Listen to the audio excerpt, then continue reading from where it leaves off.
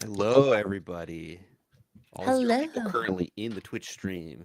We're in Wonderland. We went down the rabbit hole. Brr, brr, brr, brr. I like to start that way. I don't know why he lets me do it, but it's always too late. As always, too late. Yeah. Well, he can't do anything. We control the stream right now. So Exactly. So, welcome. It is ICL Wednesday. We made it past Monday. Now it's Wednesday. So yeah, this is going to be quite the matchup. But before we get into that, I am Katie doing the pre-show with the one and only Menable. Welcome. How are you doing? I'm great. It's I think this is the first one I've done of the second round.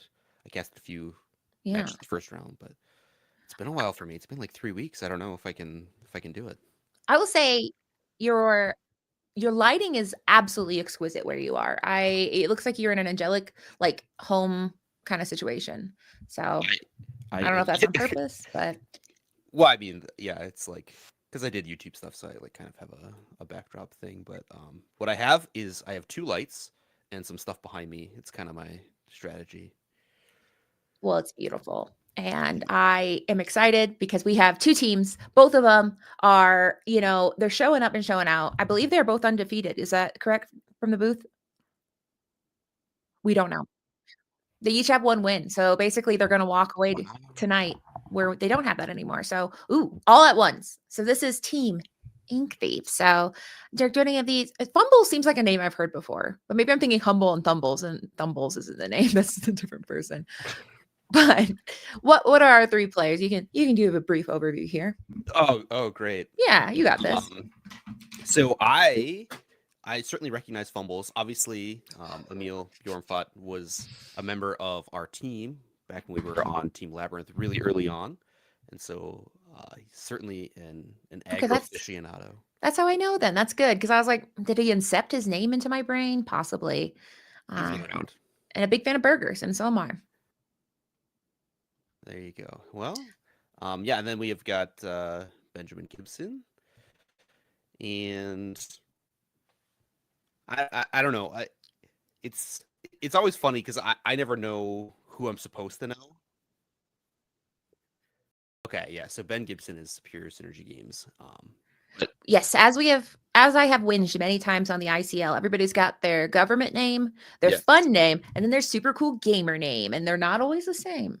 yeah, it's really confusing. And then you'll like know someone by one of those names, and then they'll be like under a different name, and you're like, I don't know you, but I know you. It's very bizarre.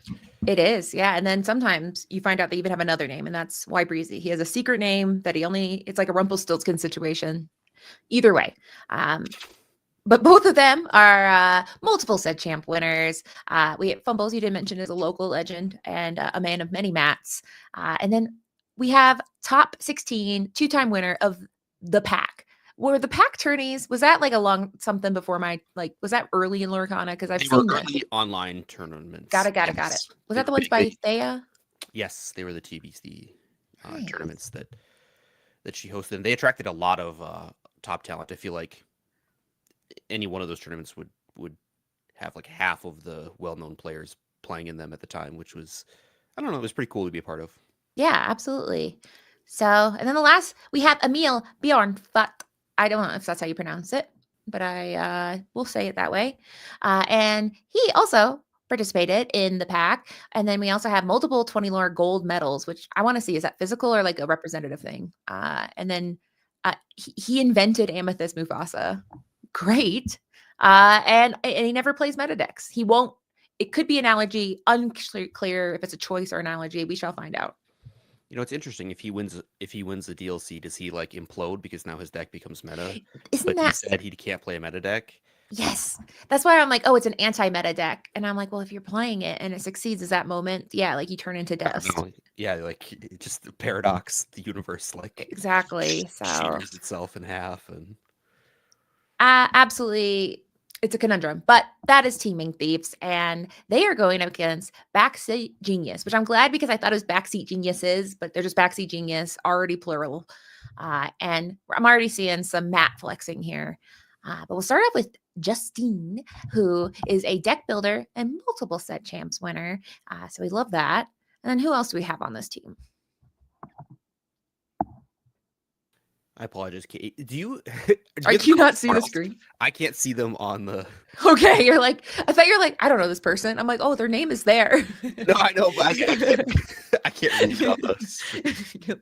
Like, I can't speak on this person's Hold on, character. hold on. All right, so we have Joshua or Josh Satterif 15 in now this Josh top 16 DLC Seattle, 45th at DLC North American Continental Championships, and top 16 at CCS September. I've noticed that there's so many CCSs. You got to say the month, the year now, because you just can't say Charlie Collectible Showcase anymore.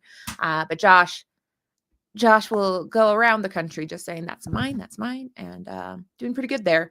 And then we have the third member, Santiago, who also top 16 Las Vegas, top 32 in DLC North American Continental Championship, and original hater of Fishbone Quill. Wow. Impressive, right? Not many people can know when it started, but he's like, I remember it. I was there. I don't know. I've been always kind of a hater of Fishbone Quill myself, but It was the moment after, though. The moment you thought of it, it was already too late, probably, Santiago. yeah, I've never been cool. I get it. See, someone says, yo, the fishbone is true. So true, like it's true to you, honest ATV, or is it just it's true? We should hate it. I think fishbone. Okay, yeah, I think Fishbone Quill is fine. Sometimes I think if you're gonna play, for example, Emerald Sapphire, and you are gonna play Ink Geyser, I feel like you should probably have a Fishbone Quill on deck. It also pairs really well with Clarabelle. I mean, you get all the cards back anyway, so Yeah, it's a really good tool to have. And you're gonna feel silly when you don't. So maybe it's just you're playing a deck where it's silly. But yeah, we have people. Great Stone Dragon apprentice, which I think that's Tomas, or is he just does he have an apprentice that's a Great Stone Dragon apprentice? But I think Tomas is in the chat, so we'll see if he likes. I know he likes Great Stone Dragon. I do not know yes or no on how he feels about the quill. But either way, so yeah, this is a matchup. We are in week 3. No, week 2, really, of the meta. I mean, it was our second competitive weekend, and we saw a few cool tournaments over the weekend that kind of showed that you can't just show up with Sapphire Steel and be like, I'm going to win. That's not a thing. You'll probably do good, but it's not a ticket to winning. We saw some very interesting decks. Were there any decks that you saw succeed this weekend that were surprising and you're hoping to see tonight? That's a tough question. I mean, the Pirates deck was really cool. The Hunter Burton Memorial had a Pirates deck made top 8 green steel deck, which is certainly interesting. I would like to see an Emerald Sapphire deck do well. It did not necessarily do well this weekend, but yeah, the dream is that one day we'll be like, yeah, that's a real deck and it's going to work. But haven't seen it yet, but we believe it can happen here in the world. I was surprised. The tournament I cast was the Hunter Burton Memorial Tournament, and of the top 8, 50% of them were Emerald Steel, which proves Emerald Steel never went away. It's just looming in the rafters at all times, waiting to sweep down and take all your cards. Yeah, fun fact, turn 2 Diablo, still very, very strong. Still a problem. And then turn 3, another Diablo, equally problematic if you had your answer for the first one. Yeah. Or Ursula or Prince John. They really, on turn 3, they can beat you up a lot of different ways. So yeah. So I think it's really wishful thinking when people are like, oh, Emerald Steel is not a tier 1 deck. I'm like, then why is it always here? Why is it always staring right behind me, isn't it? Yeah. So I'm interested to see what plays well. I think another deck that we didn't see a lot in the top 8s, but I still think is good, and I don't know if it's because people just don't want to play it anymore, is Sapphire, Ruby Sapphire. That deck is very powerful, and yet I didn't see it a lot. And I'm wondering if people are like, it's just, I don't want to play it. It takes too long. I'm not sure what that is. It's been kind of my deck so far at the beginning of this format, so I still think it's good. Obviously, I work with Sailor a lot, so yes, yeah. He also thinks the deck is very good. It's tough because we have struggled to figure out exactly what build we want. Where, you have multiple options. You can do like the items thing that Jonathan Williams did week 1 at SSG, where you're playing a ton of items using Bell in a Ruby Sapphire deck. But then there's also more traditional like CC1 ice decks with Coil instead of the ice block, turning your Sisu into basically a one-sided board wipe. Oh yeah. And I think that the deck just hasn't figured out the players haven't figured out what the best build of Ruby Sapphire is yet. It's fun watching some of the deck lists where you're like, oh, so you're just going to try a little bit of everything. So you can definitely see that some people are like, I'll just hedge my bets. But I think the coil suddenly makes Brawl, Daring Visitor Sisu, Large Sisu. Just it's nefarious. So excited to see that. But we're almost to the top of the hour. So let me see. Man in the booth. Are we ready? Almost doing round one, or do we want to chit chat about the meta more? The man in the booth will get back though. So we're gonna have a little bit of more. We're gonna have a little ad, and we're not gonna make it start during an ad because that'd be just rude. So we're gonna. This is for the true subscribers. This people paying money. You get to hear us talk now. So what are the things that you would only say to people subscribe about the meta right now? I would say Green Steel is underrated. I mean, I guess people maybe are accurately rating it now that it's rated. But we knew the deck was good before the weekend for sure, I think. And it's just so Ursula, the 3-drop Ursula Deceiver of All is really strong right now. There's a lot less brawls because Ruby Amethyst is kind of out of the metagame at this point. And Let the Storm Rage On obviously does not remove characters with 3 willpower. So I think that Ursula Deceiver of All is very well positioned. Shifting Diablo in turn 2, very strong. Discard is pretty decent into the Sapphire strategies, and Sapphire Steel is not playing a Tinkerbells or Grab Your Sword, so Prince John sticks in play all the time. Yeah, someone in the Nightbot just said, do squats. You have no power over us. This is ICL, and the squats stop when the ICL logo goes up. So that's just a fun thing to say. You're safe. We won't make you do squats. Oh, the ICL logo's not on the screen. Actually, I'll go. Luke, sorry, you do have to do squat. Not us. Yeah. Luke, yeah. Luke does. This isn't a group thing. We don't do this together. It was not in my contract. Yeah, I reviewed it with a highlighter right before this. But we are about to jump into round one. It's going to be very exciting. So we have a couple of lineups tonight. As far as hosting, round one will be Bannable and the one and only Luke Wonderland. Round two will be myself. I'll come back with the wonderful and talented Tegan. And the last round will be Habibi and JDZ Quest. So you're going to see lots of familiar faces tonight as we watch some of these matchups and hopefully have some spicy games. So you're leaving me and I have to cast with Luke? Goodbye. So sad.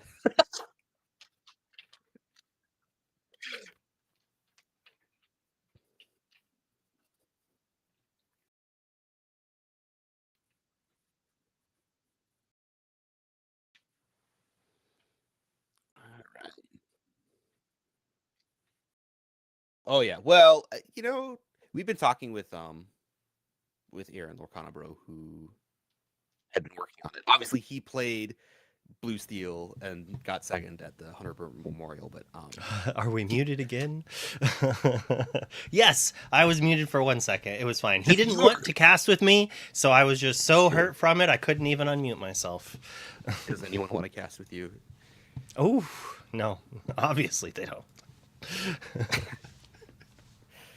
All right. At least one person has a hand. I hope they weren't trying to show cards, but I am a big fan of the Spellgrounds playmat. I don't know. I've slowly been liking it. I've almost bought one. Apparently there's a new company making them or that bought it. And as we see, Justine has one of them here. A classic. The Yu-Gi-Oh! Player Special, as they call it. They were originally designed for Magic, too. So they were. But how many Magic players do you see use them, and how many Yu-Gi-Oh! Players do you see use them? Well, the Yu-Gi-Oh! Players have all the money, so they bought them from all the other ones. Is that true? Is that a stereotype I didn't know, that Yu-Gi-Oh! Players are rich? I have no idea. Oh. Yeah, I do know that they're kind of collectible now, the classic Spellgrounds playmats. So yeah, they're given it's either you get an air fryer or a Spellgrounds playmat when you win an event. So that would make sense why there's so many of them. What do you do when you get a second air fryer? I mean, air fryers are amazing. I love a good air fryer, but once you have one, you're kind of set. The guy at the pawn shop knows you by name.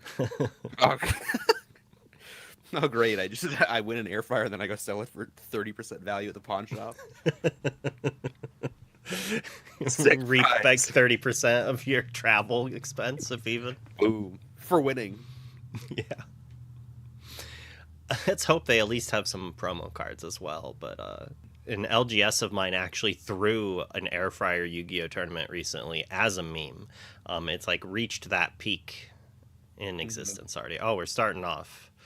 Bjorn inking a crab. That looks way too much like a normal card or a meta card for Bjorn to be playing. Pascal. No, I personally love Pascal. You know I love Pascal. Oh yeah. Also, I think it's kind of gone up, maybe a little bit in value this set compared to last set. Maybe not. I mean, Storm's still kind of everywhere, but if you're playing an aggro deck, all your stuff kind of managed by Storm. It was really low last set. Like 2 sets ago, Pascal was great, and then the next set, not nearly as good. Once everyone's Diggy Hole started seeing a lot of play, it got a lot worse. Yeah, Diggy Hole, and then like the other 70% of your matchups had Genie and 5-drop Elsa, so it was just like it was never around very long. The format went from like Diablo being the only evasive character seeing play to everyone has multiple answers to Diablos in multiple ways, and all of those also kind of answer Pascal. All right, so yeah, on the side of Justine, we have a blue steel deck that is not the Oswald deck. No Bell on and turn no one, Bell which is this time. Yeah, I mean, if you're Bjorn, you're like very, very happy to see no Bell on turn one. I feel like that's kind of the scariest thing that can happen to you. I think so, yeah. There's no Storm coming down this turn. This Piglet's likely going to get at least 3 lore.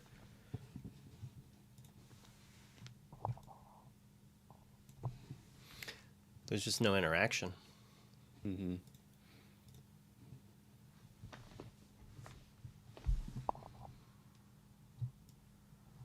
Yeah, so the blue steel deck is it's playing 2 aerial, so it's definitely more of a mid-rangey deck. It's got McDuck Manners, something maybe more in the style of an artifacts list, although obviously a little bit different. I'm kind of interested to see what Justine's gonna do this turn. Oh, I guess it was the Tipo. I was thinking it was the turn after the Tipo. I was like, all right, what are we doing on now that we have 4 ink? But it's like, no, it was still the Tipo plan. The two ready ink threw me off.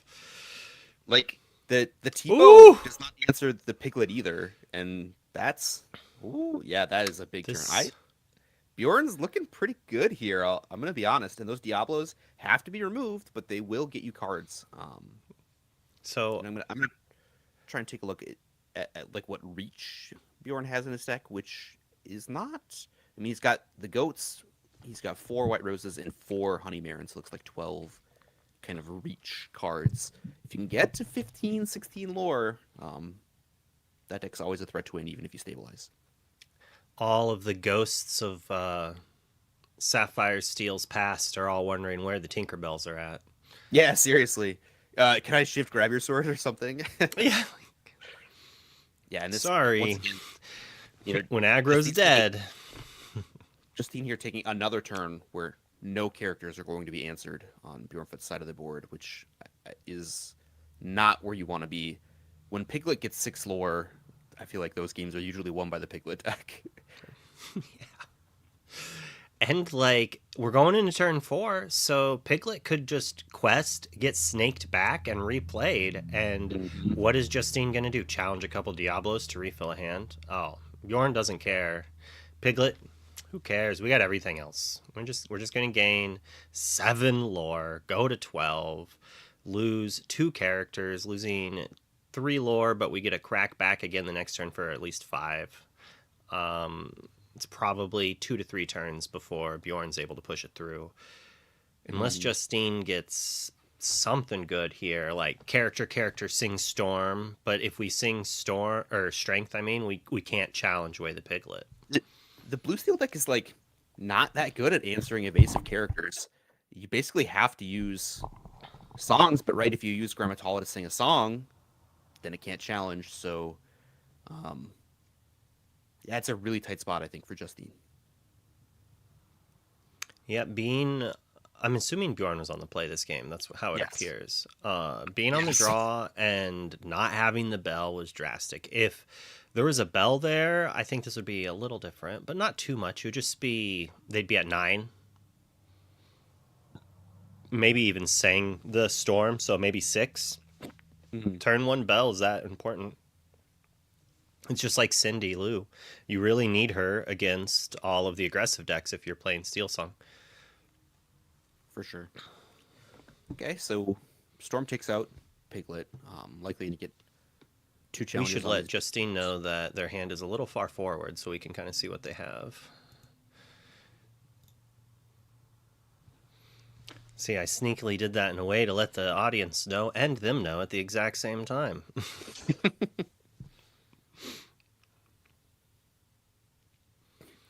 We want to have a fair game here, and that is an issue sometimes with these webcams. As you'll notice, Justine's webcam is basically straight up and down, so you're able to see his hand when he leans it forward at all, whereas in Bjorn's is at an angle, so he's able to move his hand forward a little bit more without accidentally showing it. Yeah, it's funny. I was like trying to get my setup figured out for webcam games. I've also struggled with how I want it to look, and like I don't know. I don't like it when it kind of hits like my torso too much in frame. So like I want it top down, but then I have to worry about my hands. So it's just lose. And I'm like all about this 3 monitor life, and it's super nice, but then it gives me this issue that when I have them curved around me, that my camera catches the corners of the monitors, and it looks kind of... I have that exact same problem in my recording as well. But all right, Bjorn fought quests up to 16, plays a new Pascal typal deck. Ooh. We call that a 3-3-3. Yeah, if only we could call it a 3-3-3-3. Do you think that'd be too good? That would be absurd. I mean, it's uninkable. It's an uninkable little lizard. It's forced in an aggressive color already that plays a lot of uninkables. I kind of actually think that Pascal should have been a quad 3. But I like powerful cards. We've been living in a steel ruby control meta ever so slow, like since the beginning of the game. Sure. And even with the power of Daisy, which countless people wanted to rage quit the game from, which is a repeating style that tends to happen. People will not be too happy with a new card that gets spoiled or a fancy new toy, and people will complain. So people should listen with a grain of salt there. A little bit of doom and gloom here and there, but like Daisy didn't kill the game. Heck, Daisy wasn't even in the decks that were winning a few times. I don't think Daisy was in the discard deck that Toronto, right? That was before Daisy. Diego's deck. I don't think so, but I don't really remember. I mean, it's done well in like Diggy Hole and some of the Amber Steel strategies for sure. But all right, so this game 1 goes to Justine of BackSeat Genius. Nope.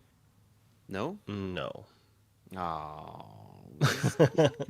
This is what happens when people switch teams and you think you know where people are, and then you've got the logos on the wrong side on the bottom, and what am I supposed to do? What do you mean the logos are on the wrong side? Oh, sorry.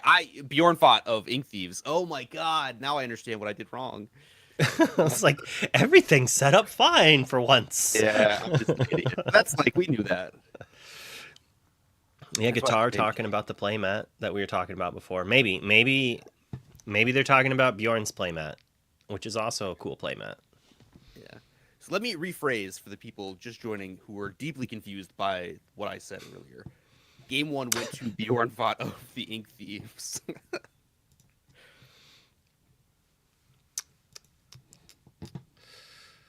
Too good. Yeah. All right, let me quickly do this, and then we will add... Fun fact, Luke invites me so that I say stupid stuff and make him look smart. You know it. All right, so Justine on Blue Steel will be on the play this game. Really looking for turn 1 bell. Very strong against aggro strategies. Lets you sing your Steel songs instead of having to hardcast them, which is not good. You just don't have time to do that. All right, and we got the emotes updated, so if you refresh your screen, you should be able to use the Ink Thieves logo and the BackSeat Genius logo as an emote for this game, so you can spam emotes in support if you are an emote speaker like myself. I always feel like people think I don't like them, but I just really like using thumbs up and hearts to respond to every single question. My wife is pregnant, thumbs up, heart. My loved one passed away, thumbs up, heart. It's like thumbs down, hug emoji, tear face.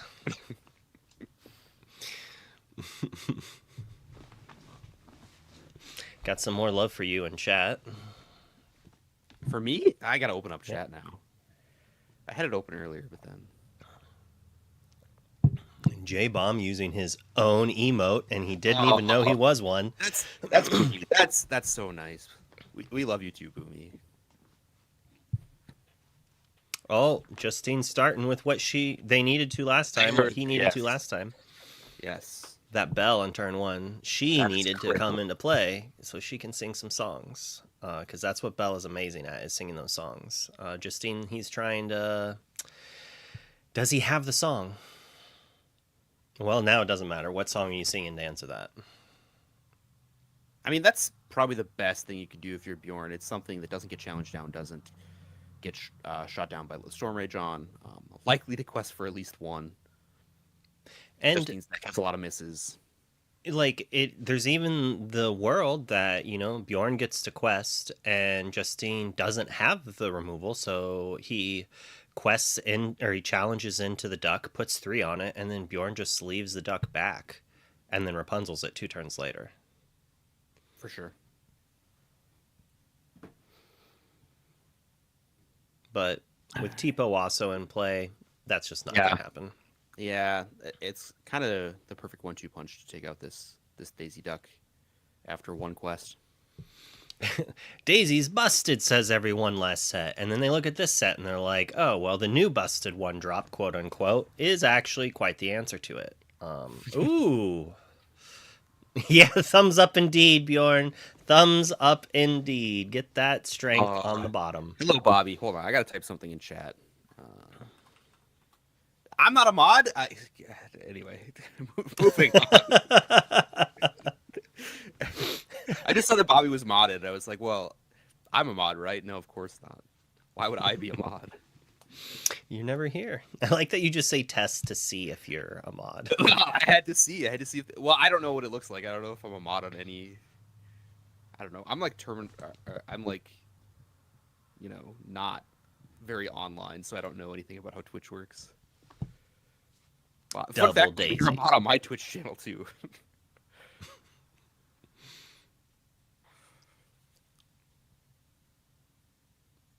We liked it when you degen watched every day. And when we get a new digital client, I expect it to come back to that, Bobby and Boomy. All right, so Bjorn's up to 2. We're challenging down this Daisy, it looks like. The follow-up on turn 2 for Bjorn was just a single Daisy, which is not where Bjorn wants to be. This game is looking almost like a blowout in the other direction. And Bjorn has a lot of 1-drops, too, so it's kind of interesting what Bjorn has that they chose to play the Daisy over a 2-drop of any sorts. So in my mind, that makes me think Bjorn's hand is a bunch of 3s. Yeah, I mean, it must be. Bjorn, it looks like he has 12 1-drops, which is, it's a lot. It's not necessarily enough to guarantee 3 1-drops in your hand, but you're an Illumineer, Harry. You're Hager. That makes me hairy. I don't have glasses. I do have scars on my face. You can't really see them on camera, but I got hit in the head with a baseball bat when I was a small child, so do have some scars on my face. We apparently have a hype train.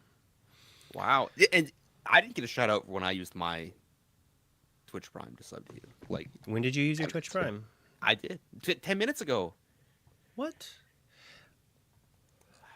I don't have my alerts on, so I didn't hear it, and I don't see it. Hannibal Lore goes crazy. Yeah, I actually have 2 scars on my face. I got hit in the head with a baseball bat, and then while I was panicking, I ran into a fence and got another scar on my face by getting a gash under my eye. So it's really Hit by a baseball bat, and in my panic, I ran into a fence. And in the confusion, really does go Bjorn gets crazy. a white rose into play. While Hannibal is bleeding from his face, not knowing where he is, Bjorn sneaks another character in, and Justine figures out what do they do.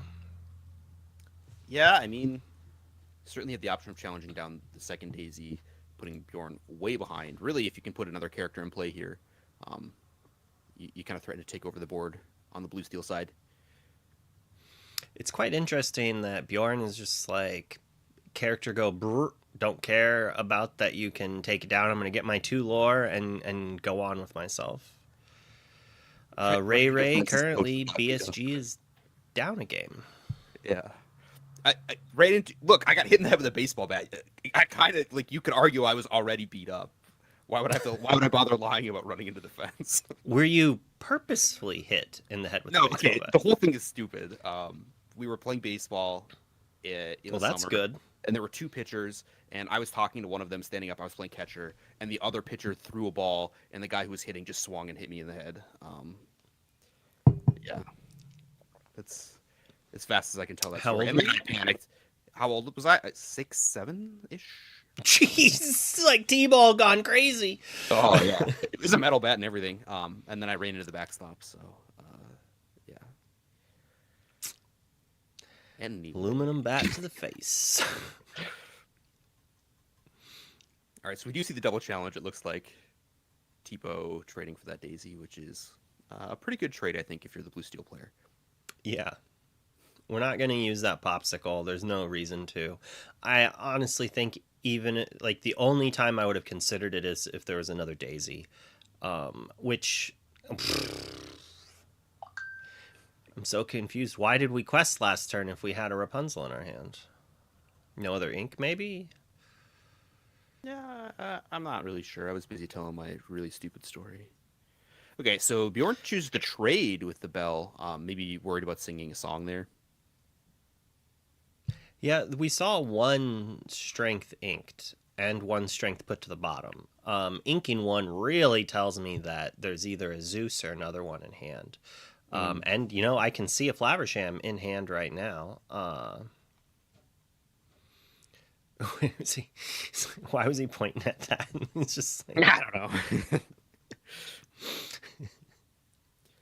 I'm looking at the blue steel deck. I'm just trying to see what they have for answers to a 3/3 evasive, and it's like shockingly few.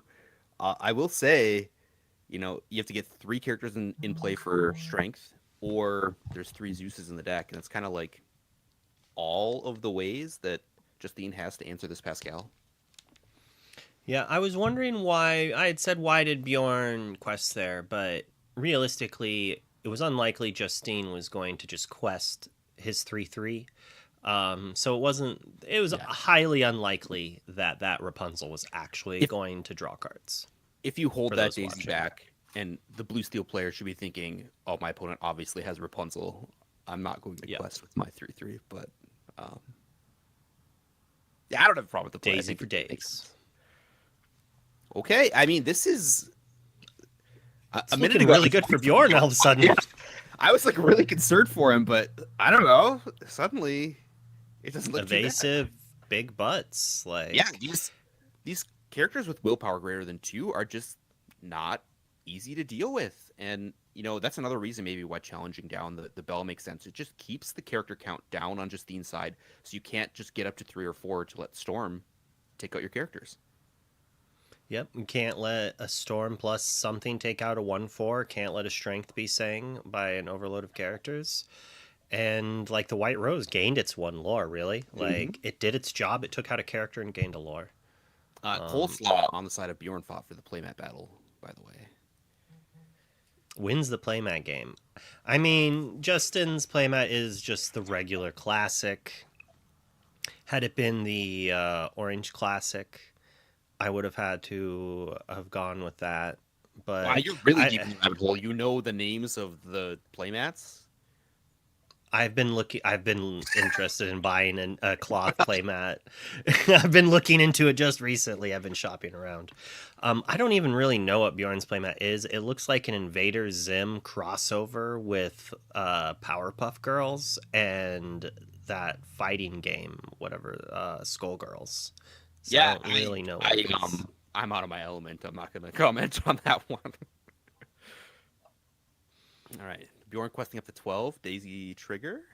Sees in Duck Manor. Send that to the bottom. He's fist pumping. He's Bjorn very excited about his Daisy Trigger. And there's a Mufasa, and that's another hard to answer threat. And Bjorn is not out of cards. That's the crazy thing.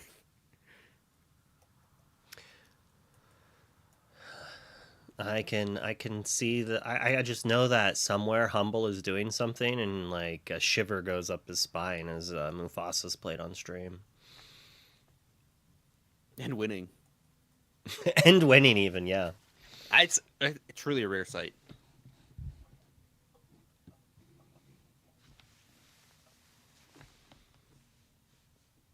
I kind of can't believe, after the way this game started, and just it turned suddenly. I don't know, like turn 2, Bjorn's play wasn't very good. Turn 3, he just played a it was White okay. Rose, Turn 3. Suddenly now he's winning. I don't know what happened.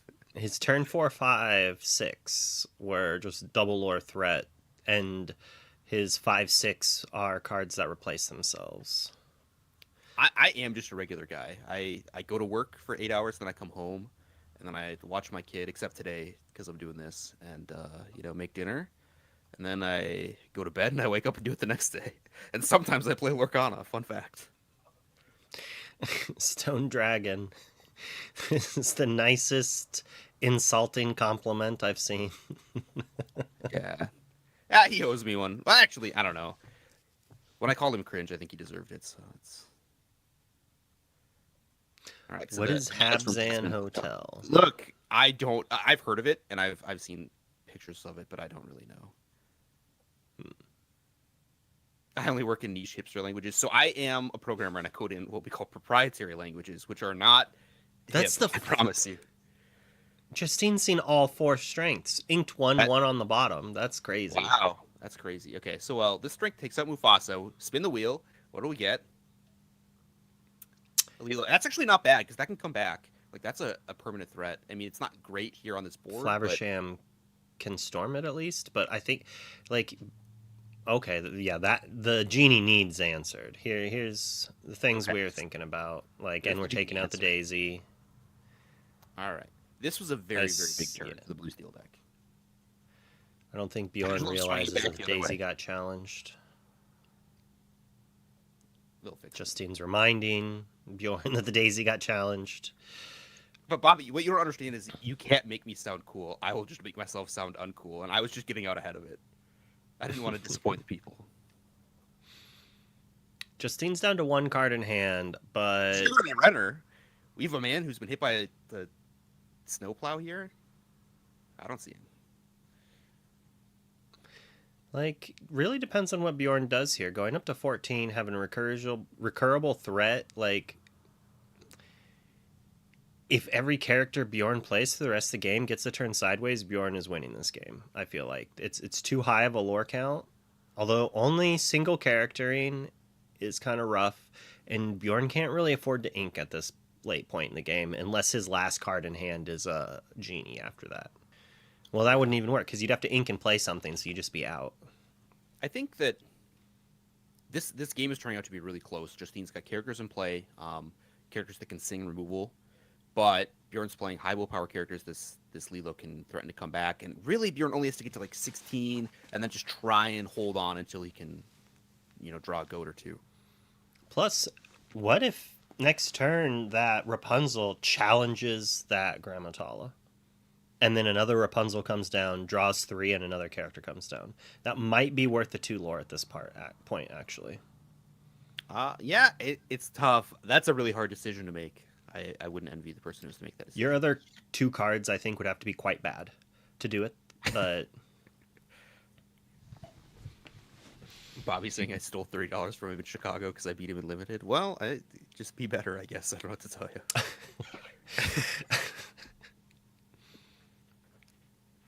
Well, let's see how many times Lilo comes back from the discard. I honestly don't actually think it'll be coming back next turn with this amount. That Tipo, did a heal come? Shouldn't that Tipo be gone? Did I miss a heal on the Tipo? It's me. Oh, they quested. Okay, never mind. I think the Grammatala challenged, the other two quested. For a second, I thought that they had both challenged, but that doesn't make sense. RMB says I'm being savage. So what the people don't know is that I'm always savage in private.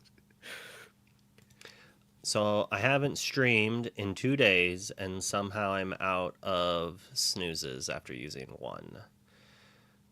Pleasant. So an ad's about to start, I guess. At a very great timing. What are you gonna do? All right, so Bell comes down, moves some damage around, takes out the Grammatala, I believe. Bjorn's up to 16. That Bell is another hard to remove threat. Oh, it got nice. Just use that prompt. Exactly. If you want to see the end of this game, sub. Deal with it. Well, it got blocked, so maybe my thing, like maybe the mod was able to snooze it, and my snoozes just weren't updated properly. Yeah, I don't speak the Twitch parlance, so it's all foreign to me. Quick, somebody gift him a sub. Oh, Bobby the hero. Bobby saved us. All right, so Justine's like, I'm going to make that ad pop up. I'm going to wait until the ad's ready, and then I'll make my play. Yeah, probably like in the tank, Bjorn does have... It's got to be a Zeus. Threatened in play, so... Yeah, I mean, it's got to be Zeus or... Okay, there is a Zeus. He's probably thinking about what to use it on. I don't know the answer. Maybe the answer is Bell, because you could, like, challenge down the Rapunzel in 2 turns. I don't know. But you have to do something. Please don't have another Rapunzel. So, Bjorn inked one, right? So, like, I don't know. You have to do something. You can't just... All right, slam the Rapunzel, Bjorn. Slam it. I actually don't think I would... I think I would have quested with all 3 and passed. No. It depends on the hand because is, of Lilo, you can't do that. Yeah. So, I think that... Justine did the right play. But even so, Lilo's going to come back turn after turn after turn. Bjorn has goats in his deck. It's it's looking pretty good for the Merple deck. Questing up to 18. And there's the goats! Wow. That'll probably do it. I don't think Justine has any way to remove lore. Yeah, I think you might be right on that. That's savage. Just a bunch of high willpower characters. It's so funny because in my head, Blue Steel beats aggro, but then you just play all these evasive characters and characters with high willpower, and it's just shockingly difficult for them to deal with it. Maybe the deck's real. Maybe I should just play aggro. I shouldn't have watched this game. You shouldn't have watched this one? Bad for my psyche. Well, because now I'm going to be like, wow, maybe I just like put a bunch of aggro willpower characters in a deck and then win that way. My brain's like, go back to playing Pegasuses and Pascals. All right, let's undeafen and mute for the interview. I was hoping to draw on my 4 inks. I didn't even do any of these. Right? Was it the game? No, I think I did top of this turn on 4.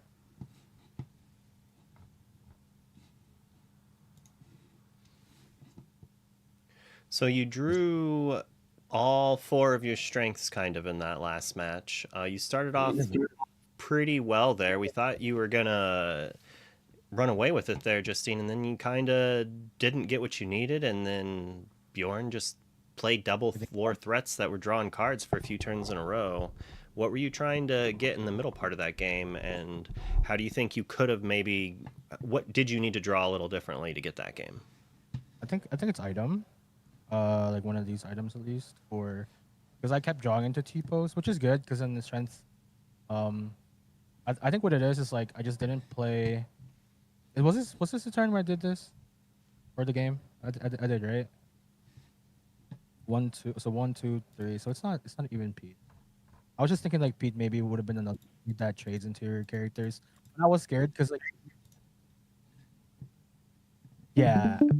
I mean having 3 strength though. I mean it's not. I mean I'll take it, right. But I feel like I was inking characters when the characters could have just kept trading. I was scared though because I saw a lot of evasives game 1. So I just assumed that you play like 14 evasives in your deck and these characters won't challenge at some point. But okay, yeah. Yeah, I Right. mean, there's the genies, there's the Pascals, there's the other Pascals. It's a good number in there. Oh yeah. Okay. All right, Bjorn.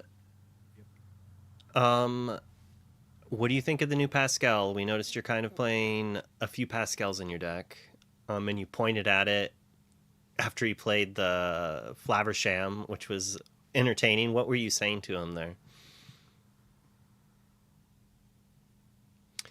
I can't hear Bjorn if he's talking. Hold on a second. All right, sorry about that. Can you say that again? Hello, do you hear me? Yes. Okay. Well, I think he was asking what Pascal did exactly. So I was just explaining. Oh yeah, he's used a 3/3 evasive, a quest for 3, which is busted. I just love him. He's my favorite card of this set, hands down. People say, "Oh, the Amber didn't get anything." Yeah, we did.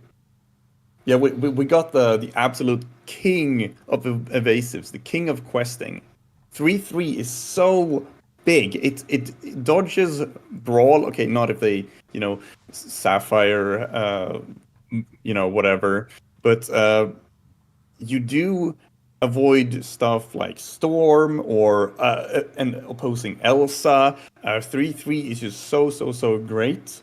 So having both, like, the genie 2 for quest for 2, but draw a card, or Pascal 3/3 quest for 3.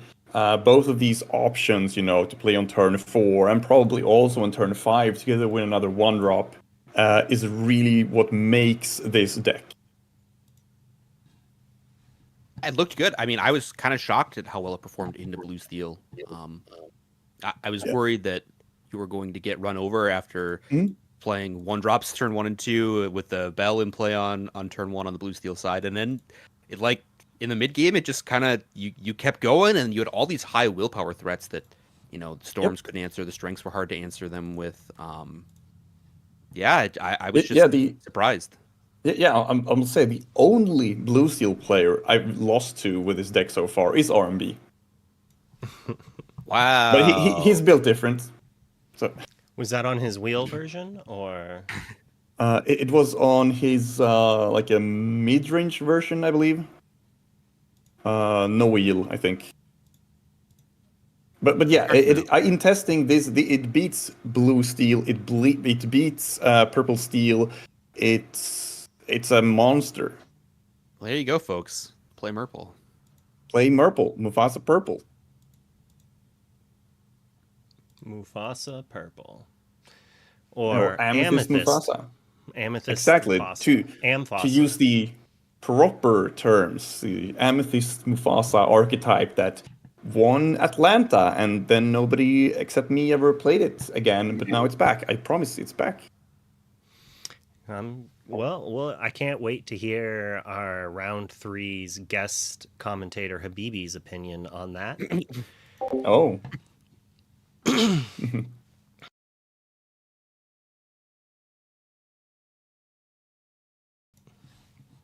All right, well, thank you guys for the games. It was fun to watch. Did you two have any shout outs you wanted to give? You wanna go? Yeah. I mean, I would just want to shout out my incredible team, Ink Thieves. Yeah. And also the second best team out there, Maelstrom. I mean, not to play favorites, but Sure. bunch of cool guys. Bunch of cool guys. Art, you too. Yeah, we miss you. We miss you, buddy. Yeah, just a shout out to BackSeat Genius Supernova, which is our sponsor, and this is where we're all set up right now. That's why we're like in one thing, because we're all set up in their shop. So shout out to Supernova. I order Shout out cards through them to- quite often, actually. Awesome. Really? Oh, nice. Thank you for the business. Yeah, no problem. All right, we're gonna move over back to the VDO. I hate having to say it out loud, but it just makes the overall makes it smoother.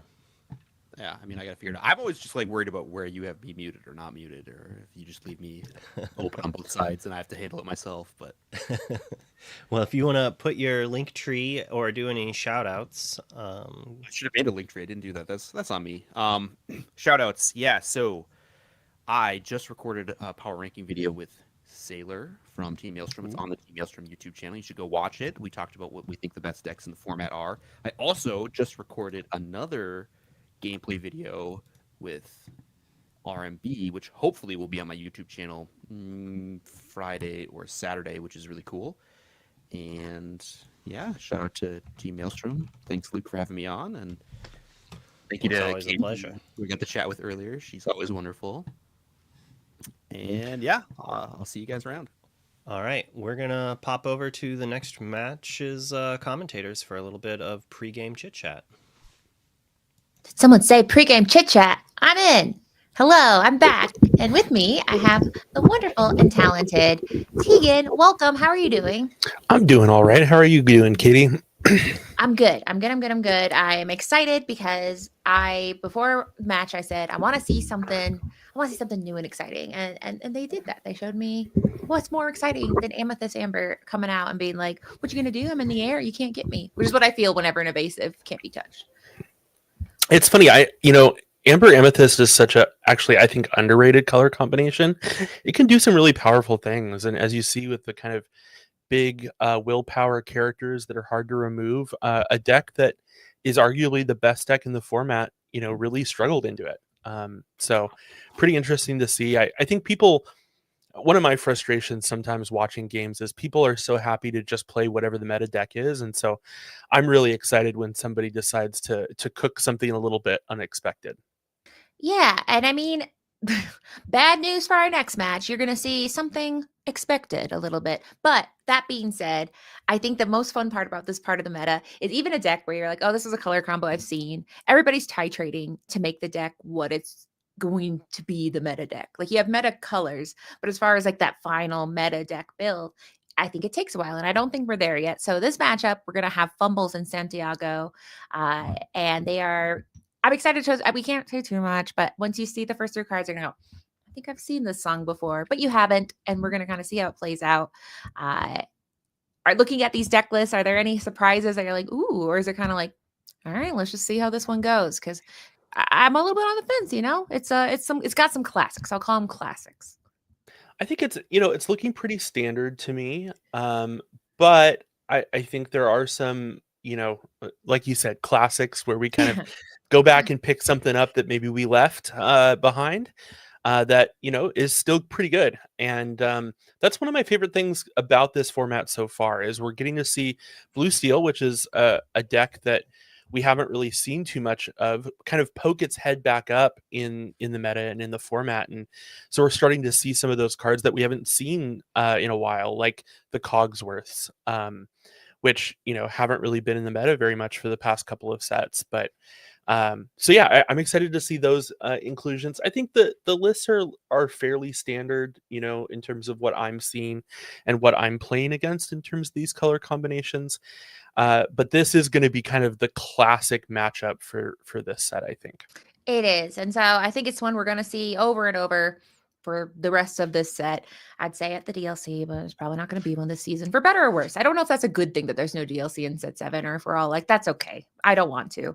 People were feeling pretty doomsday beforehand. Were you one of those people that are like, this meta is going to be terrible? I don't feel that way. I'm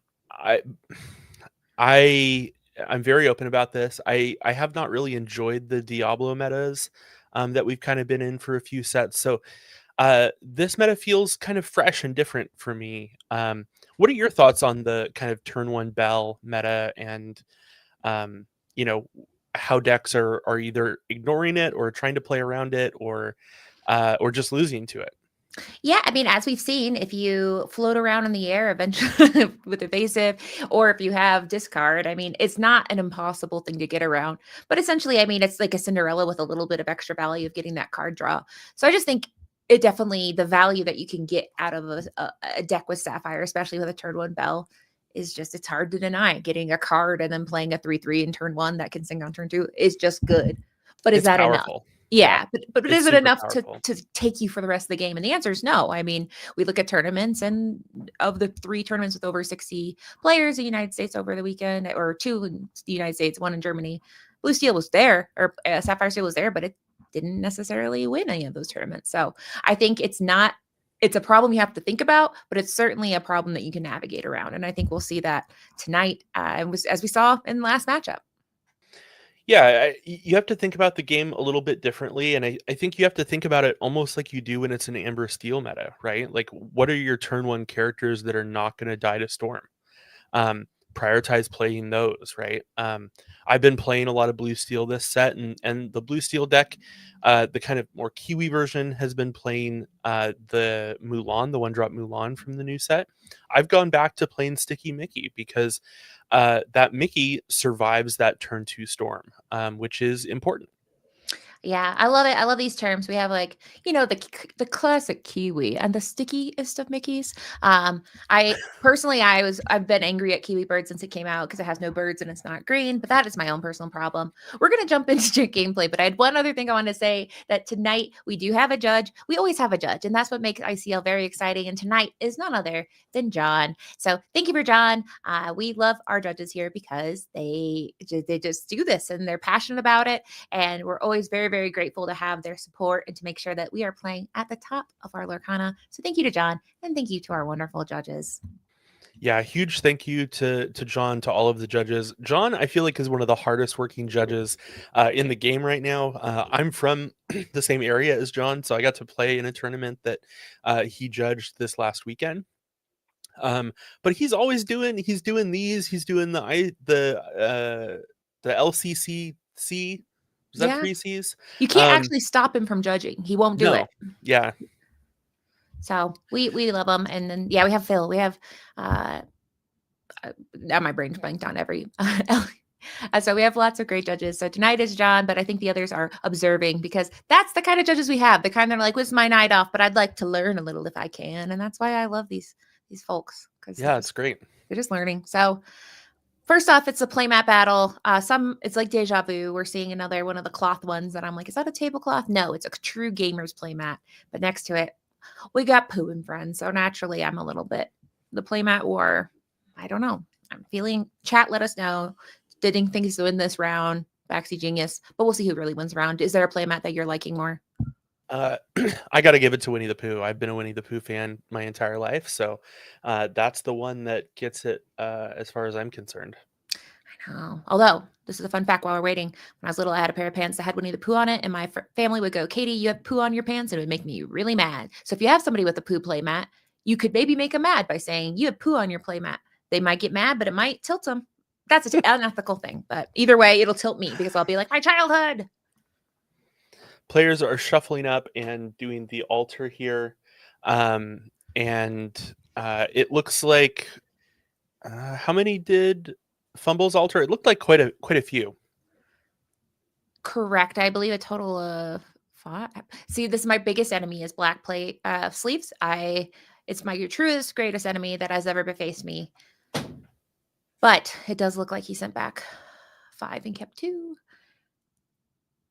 But both of these decks are the kind of decks where, there's some cards where you're like, I just need 5 1-drops, let's go. But these 2 decks, once you see the first cards, they like to have a playable opening hand. And anybody that's played these 2 decks will say there are hands that are completely unplayable. So altering, you see some pretty violent altering with these 2 decks, especially the one that we will see a Santiago on.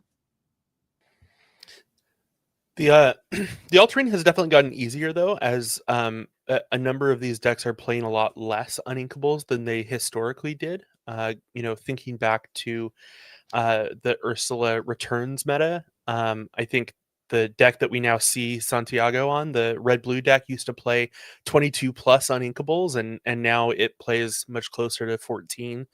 And so the altering is not quite as scary. I couldn't see. It looks like so. Turn one over here. We had a inking a brawl, playing a popsicle. Then I think it was a bell that was inked. I can't quite see on Fumble's screen super well, but it looks like they both said, "I like popsicles. I do too." So it was a nice Yeah, friendship. I missed what the ink was. I wouldn't imagine it would be a bell, because I would assume you would play That would be pretty funny. That'd be pretty like, I'm not playing it. That'd be ridiculous, and I regret saying it, but that's what happens when I guess what I saw. So let's see here. So turn 2, we're going to ink a vision, and hopefully we're going to be ramping here. That's I think what this deck wants to do on turn 2 every time. We do see the Tipo coming down and a card being inked face down. So Santiago, off to the start that you want. Popsicle turn 1 and then ramp on turn 2. Exactly. I have grown to despise this sweet little boy with a ponytail, but yeah, it is one of the most important things you can do. As we've seen, this is going to be a ruby sapphire, and then over here, are we going to reveal the sapphire pairing? No, he's going to say, "I'm going to copy you. It's a great idea," and do the exact same thing and ramp a little bit. But obviously, both decks like having that in their arsenal. Although Fumble's deck that he is running doesn't necessarily always need to ramp, but we do see a little bit of ramp here to get him to some of those end game conditions a little faster. So both decks doing what they want to do here, starting to accelerate and get to playing their bigger characters kind of as soon as possible. Exactly. Yeah. And it's, as we know, if you're ramping, you're trying to go somewhere. In this case, like I said, this is classic Lorcana we're looking at here. It's a popsicle, a Hiram, popping popsicles. You really can't get much more classic than that. Now, meanwhile, we still haven't seen what Fumble's second color is yet. He's keeping that close to his chest, and now we finally see it. I think, yeah, he went ahead and inked. My goodness. It's hard for me to tell I know, what card that is. I know. I'm like, it is a card that is steel. I at least can tell you that. And he plays Scrooge out of pocket. He has to exert 4. But Scrooge has been pretty popular in this newest meta. Have you ran a deck with him in the items? I have not tested the item build. The blue steel that I play tends to be the lowered to the ground, more curve style blue steel. But Scrooge is definitely powerful. A 4/4 that you can sometimes play for free that goes and fetches you an item ideally. I think the downside with a card like Scrooge is you end up playing items that you may not normally play, just to kind of give you a few more targets for Scrooge. So you have to play some cards that are maybe not as good that you're adding just because they're items for a Scrooge to not whiff. Well, and we've seen some very cool items pop up. I mean, in the chat, we have someone who's a big fan of a dragon who is great and made of stone. Another one we've seen is Shield of Arendelle, which is a kind of sleeper hit that gives resist, which is really cool to make your crabs Zeus proof. So there have been some items where people are going through the item bin and they're like, wait, there's some good stuff in here. So that's been one of the more fun things about getting creative for Scrooge, is being like, wait a minute, maybe we can use this. But we do see Maui go ahead and take out Tipo. You hate to see it. He's a grown man. That was a child, but there he goes. It's pretty violent for that very large man to take out that child and send him to the banish pile. Yeah, but it has to happen. He served valiantly, and we see more items coming in. So Fumbles is definitely running an item loving flavor of Sapphire Steel, but we haven't seen what his end game cards are, but I think we can guess they're a crab. I think it's the same. I would imagine he's playing the crab. What we didn't see is we didn't see the Oswald that some decks have been playing, the kind of item lottery turning over the top card. So it looks like we're going to see Zeus come through and follow that Zeus up with a Fire the Cannons to remove the Hiram. Removing Hiram is priority number 1 when a Hiram hits the table. You want to deny as much of that card draw as possible. Exactly. Yeah. And I mean, Hiram, is problem. It's a problem like with the 6 willpower. It's not always easy. As we saw, he used 2 removal spells, which doesn't feel super great. But even getting rid of Hiram, we still see the crab come in. That's like, okay, well, I'm going to get some items back. In this case, he only has 1, which isn't the worst case scenario. But at least with Hiram now out of the play, he can't use those items for card draws right off the get go rather. With Santiago inking a Hiram, you have to wonder what else was in his hand that he wanted to keep over inking a Hiram. It's possible that his hand just had uninkables in it before playing that crab to regrab the item. Because I don't think you ever want to ink a Hiram, in these kind of grindier control matchups.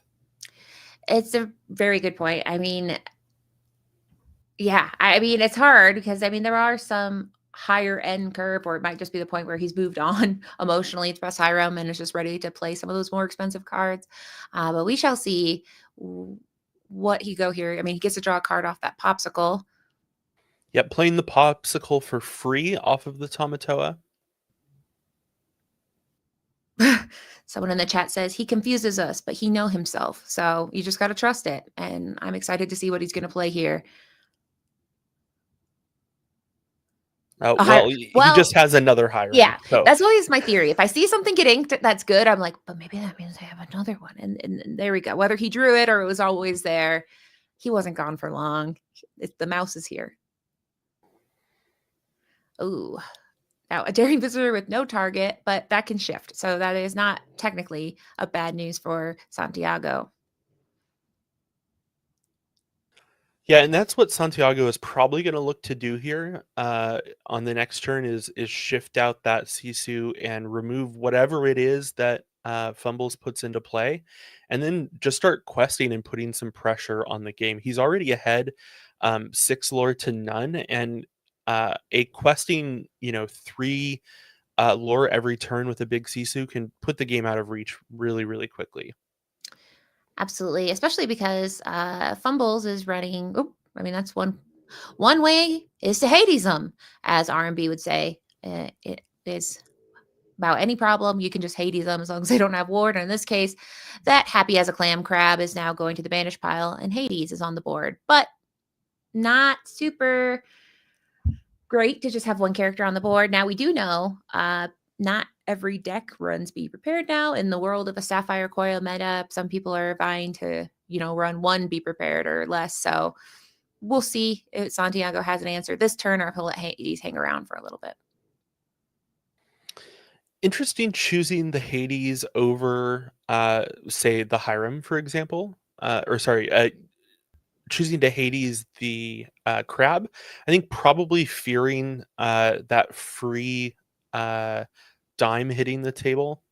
Yeah, especially with the Sisu that can shift as early as next turn. So card draw is a problem, but at the same time, so is he's at an 8 lore advantage versus 0. Oh, now that Sapphire Coil's in play, things get a little sweaty.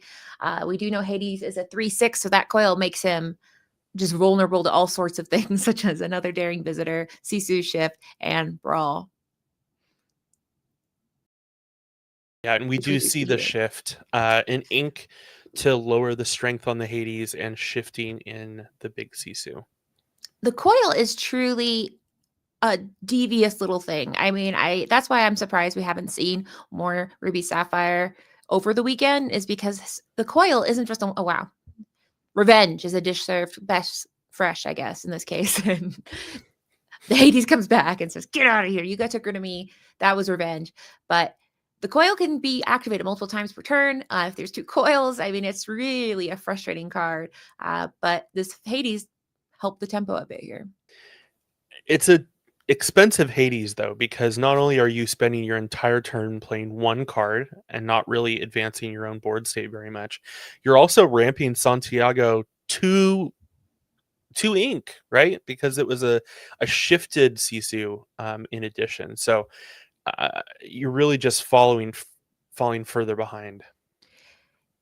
It's true. And we also know that Hades is sitting looking at a Sapphire Coil, and we do know that Daring Visitor and Brawl has his number.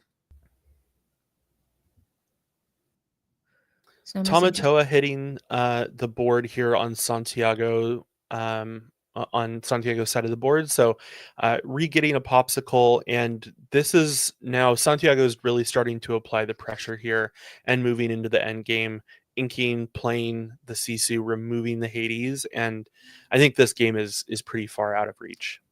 It is. It's hard because, I mean, Fumbles would have to go really wide, but even going wide, as we've seen, the Sapphire Coil can do a lot of work to wipe his board pretty quickly. So in this case, we see him still looking for some items. It's not over, but it is definitely hard to come up with answers for Santiago in his pretty healthy hand size. I can't see exactly, but he's shuffling, which means he has more than 2 cards. He does have a couple of cards in hand. He's inking Strength of the Raging Fire. I think probably just inking that, since he is not going to have very many characters on board here, and that removal spell is not going to do a lot.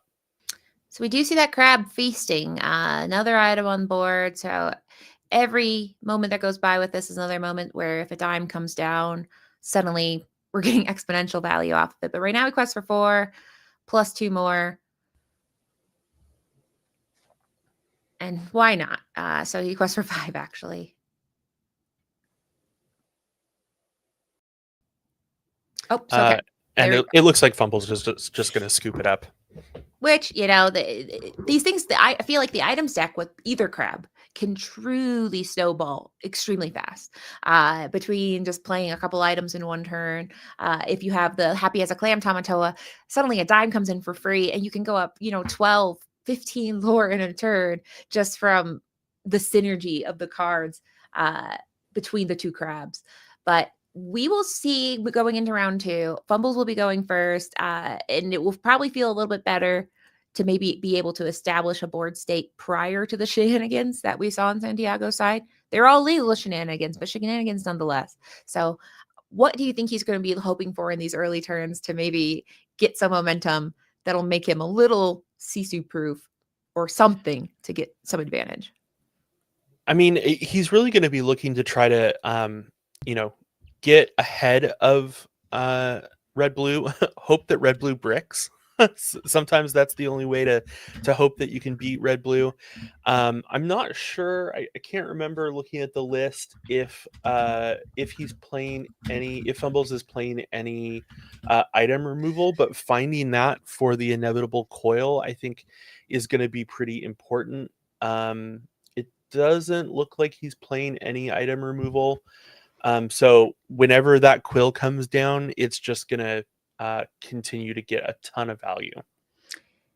Yeah, it's a frustrating card. I that's why I'm just so surprised you don't see it Ruby Sapphire more. But as I talked to Bannable, people who believe in it a lot. And we saw in the last game why, because it went from having, Daring Visitor is a problem for some aggro decks to Daring Visitor is a problem forever.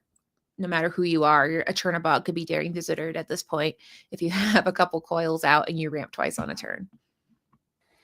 I think you really have to think about playing item removal. These blue steel decks used to play things like Beast Hard-Headed, or this set we've seen Benja getting a little bit of play again. Yes. To try to combat these items. And if you are not attempting to control the items at all, it can be really hard to win these matchups. And I think that's at least what we saw in game 1.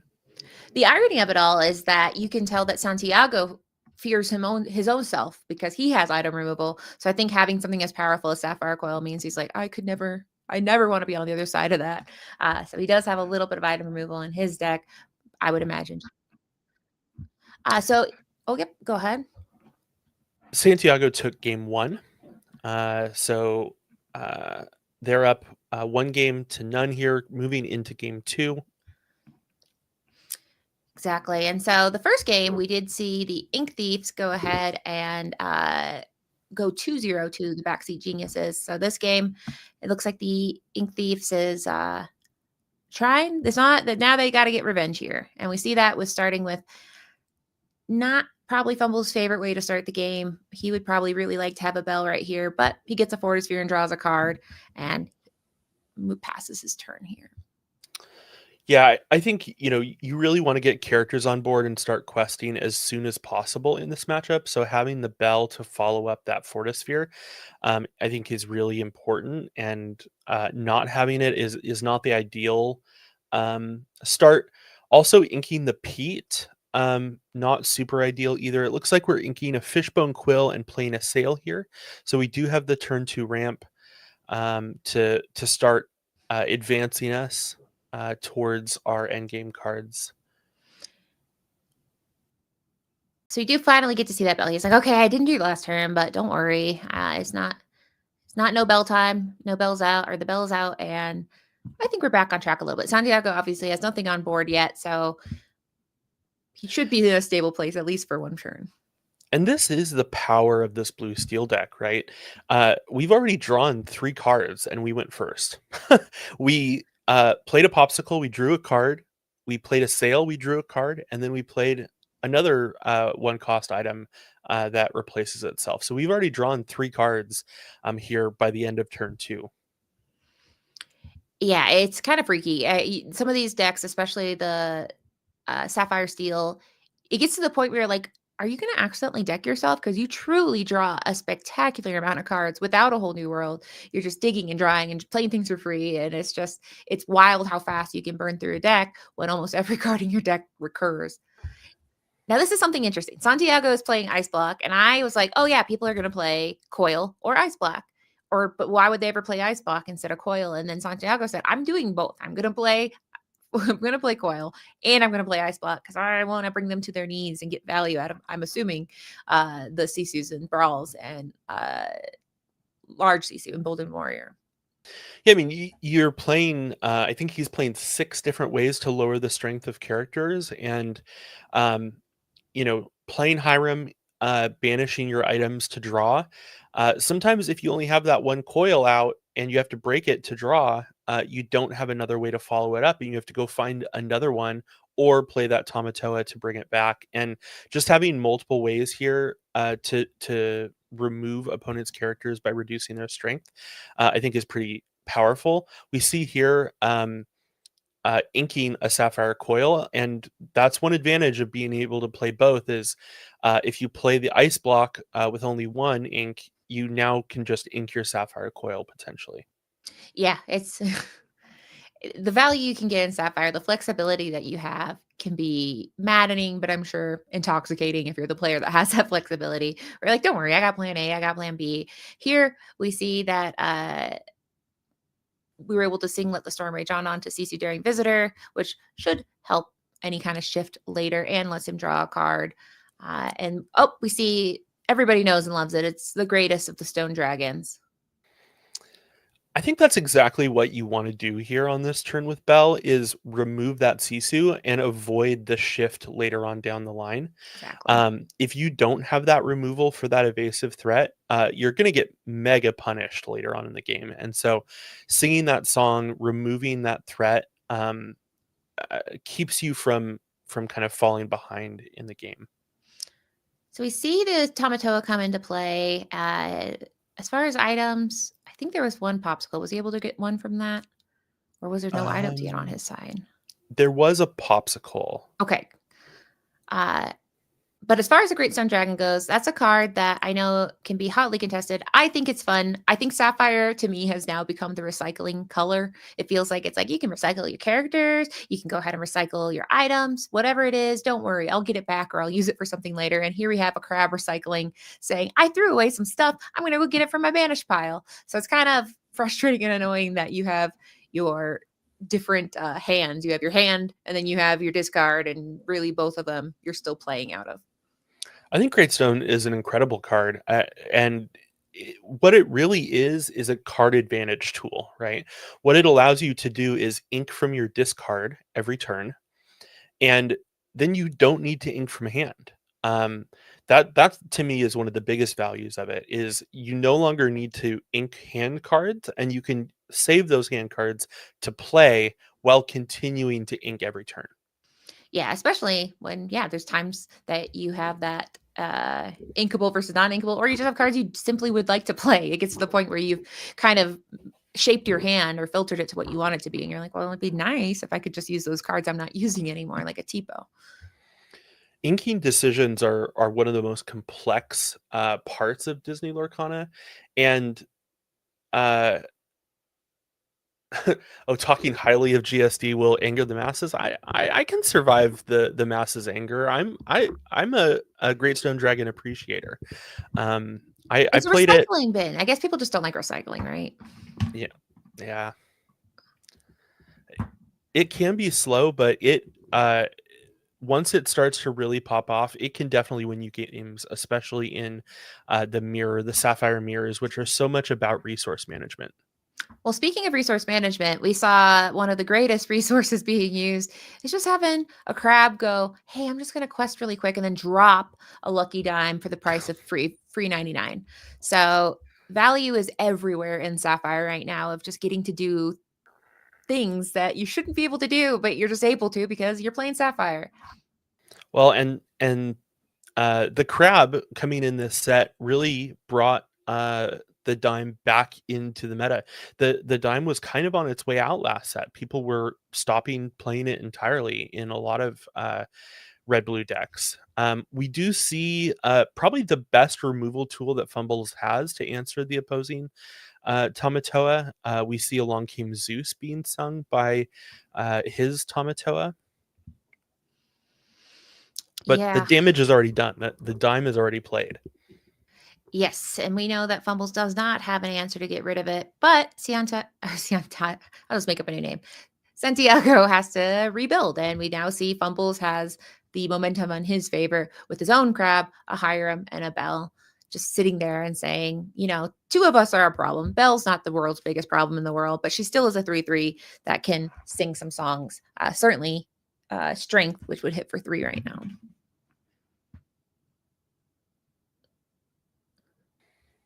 All right. So Santiago is saying, what am I going to do here? I have to restart. I have 1 card in hand. It's like only 1 or 2 cards in hand. Yeah. Oh, but we get to see them together. Okay, there we go. So this is a good one to do to start to refill the hand. Yeah, absolutely. Like Hiram coming down and starting to help you replenish that hand, and knowing that Sapphire Steel has a much harder time removing the Hiram, I think you can feel pretty comfortable just playing a Hiram to the board and drawing cards. And also visions to say, well, while I'm here, let me make sure I get a really good one. So filtering is a really huge aspect right now of Sapphire. Another card that we don't see in this deck that I saw many times this weekend is Queen Diviner. There's just a lot of cards right now, especially in Blue Steel, that's just all about, I'll just keep digging through the deck, get what I want. And maybe I dig so much that we start from the bottom and go to the top again, because there's so many cards of just, well, what do I want here? Which is funny to watch, but probably frustrating to be across from. Sometimes having the right card is more important than having a lot of cards. Yes. Yeah. And yes, I think everybody can relate to that moment where they're like, cool, I have 2 docks and it's turn 3. I don't know. Or it feels like the docks do clump together. 1 dock is still all you need. But all right. So that was Santiago's turn. So building up a new base, having 9 ink, and then 1 card in hand, possibly 2. And the Stone Dragon just continuing to get value. Another ink coming in exerted. And it looks like Fumbles is going to play his own dime for free off Tamatoa. What's better than your opponent having a dime? It's when you can also have one on the same discount. Exactly. It makes it feel like, oh, okay, I guess everybody has them. So then we get to see more card draw. So yeah, Fumbles is definitely really getting the momentum that the Along Came Zeus was really able to kind of take the wind a little bit out of Santiago's sails. But we do know that with an ice block on board, there's still some answers that could get rid of these for not much effort. So it'll be interesting to see what Santiago chooses to do with his 9 ink, and if there's any unexpected. He has access to board wipe where Fumbles does not at this point. The board is looking pretty dangerous, so I think you want to see a board wipe appear fairly soon. But a Sisu here is not even going to be that detrimental like a big Sisu, because at most you're only going to be able to remove 2 characters. Especially, yeah, with the not having a sapphire coil out quite yet. But we do have a dime exerting for 3, so we're going to start getting some value there. But we know very well that Fumbles has access to the same value with his own dime and more characters on the board right now. Yep. Did not have a one of those cheap 1-cost items to crack to draw off of Hiram this last turn though, and you have to think that Fumbles would have liked to draw more cards, but really valuing that ink advantage with Great Stone here, and choosing not to break Great Stone. So that Hiram, wow, feels bad. But maybe he has a crab that'll do some recycling. But he will go ahead and quest with the Hiram to choose to get rid of that. Banish the ice block and get just 2 more cards to hopefully have some more devastating answers next turn. He's not going to quest with the Tamatoa though to immediately grab the ice block back. Just passes the turn. Well, you just played it correct, or I thought that was the turn before. Possibly. Maybe I missed. There's a lot of crabs going on right now, so I think any match where there's sapphire, oh good, 2 dimes. That's horrifying. So, speaking of Value City, we are in it, and Fumbles is getting what feels like kind of like this logarithmic value, where it's just up more, and so why not just quest with everything? Just put ultimate amount of pressure. Oh no, in this case, he went ahead and he did strength on the Tamatoa, and then challenging the Hiram. Yeah. So Fumbles is really in the driver's seat here with let's see, 1, 2, 3, 4, 5, 6, 7, 8, 9. So we are at Lorthal if Santiago does not have something that can answer everything on Fumble's side of the board. I think you have to have B prep here, or the game is pretty much over. Which I don't want to spoil anything, but I don't think he does. For a few reasons, I don't think he does.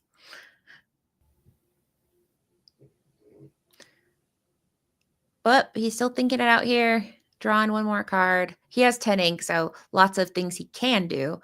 But does he have the cards to do it?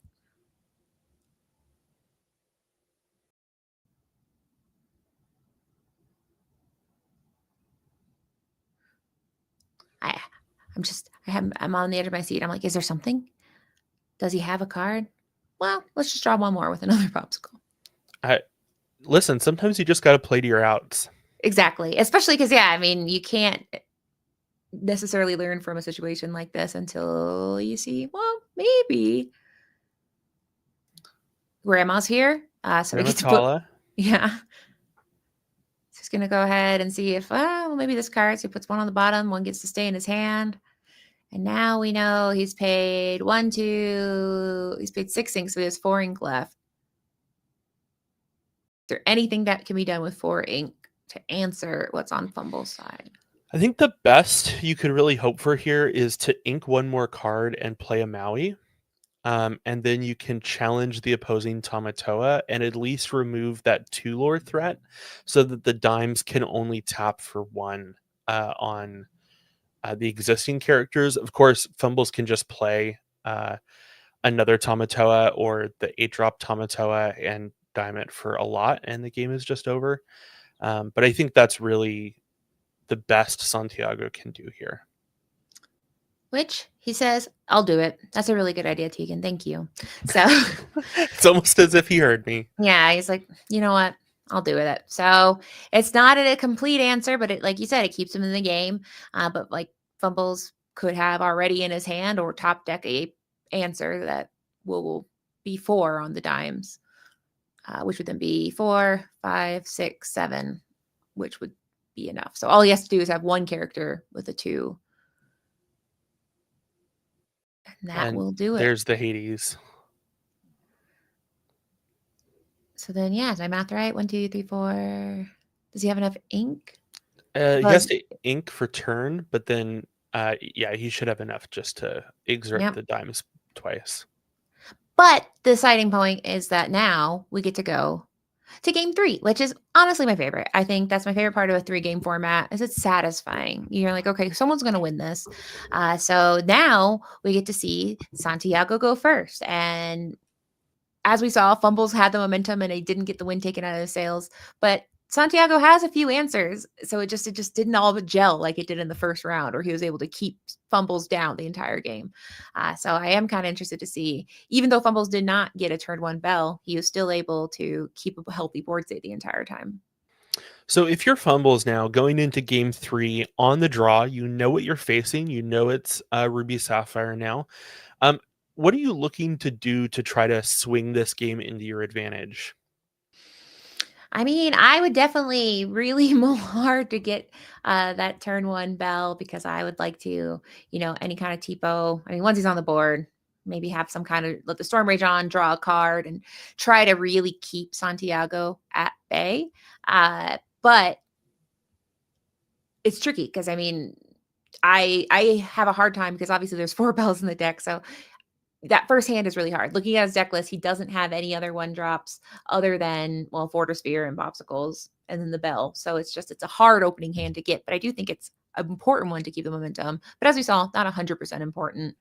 I don't know. I mean, my biggest play would just be to have something to play the first 3 turns and hope it goes well for me. Just because I feel like with Ruby, they can really do some very disruptive things very quickly. And it is hard sometimes to navigate or play around it. What are your thoughts? Yeah, I mean, I think that has to be your strategy is try to get an early bell. Make sure you have the song to remove the shift target for the Sisu so that you don't get blown out that way. Because once that happens, you fall so far behind. So I think if you can get the early bell and be able to sing and remove the 1-drop shift target, I think you'll be in a decent place. Likely you're going to want that opening, potentially a Scrooge, and try and really lean on your higher strength characters that they really have to have a coil out to remove, and then just hope they don't hit coil. Yeah, I mean, really, that's such a good point.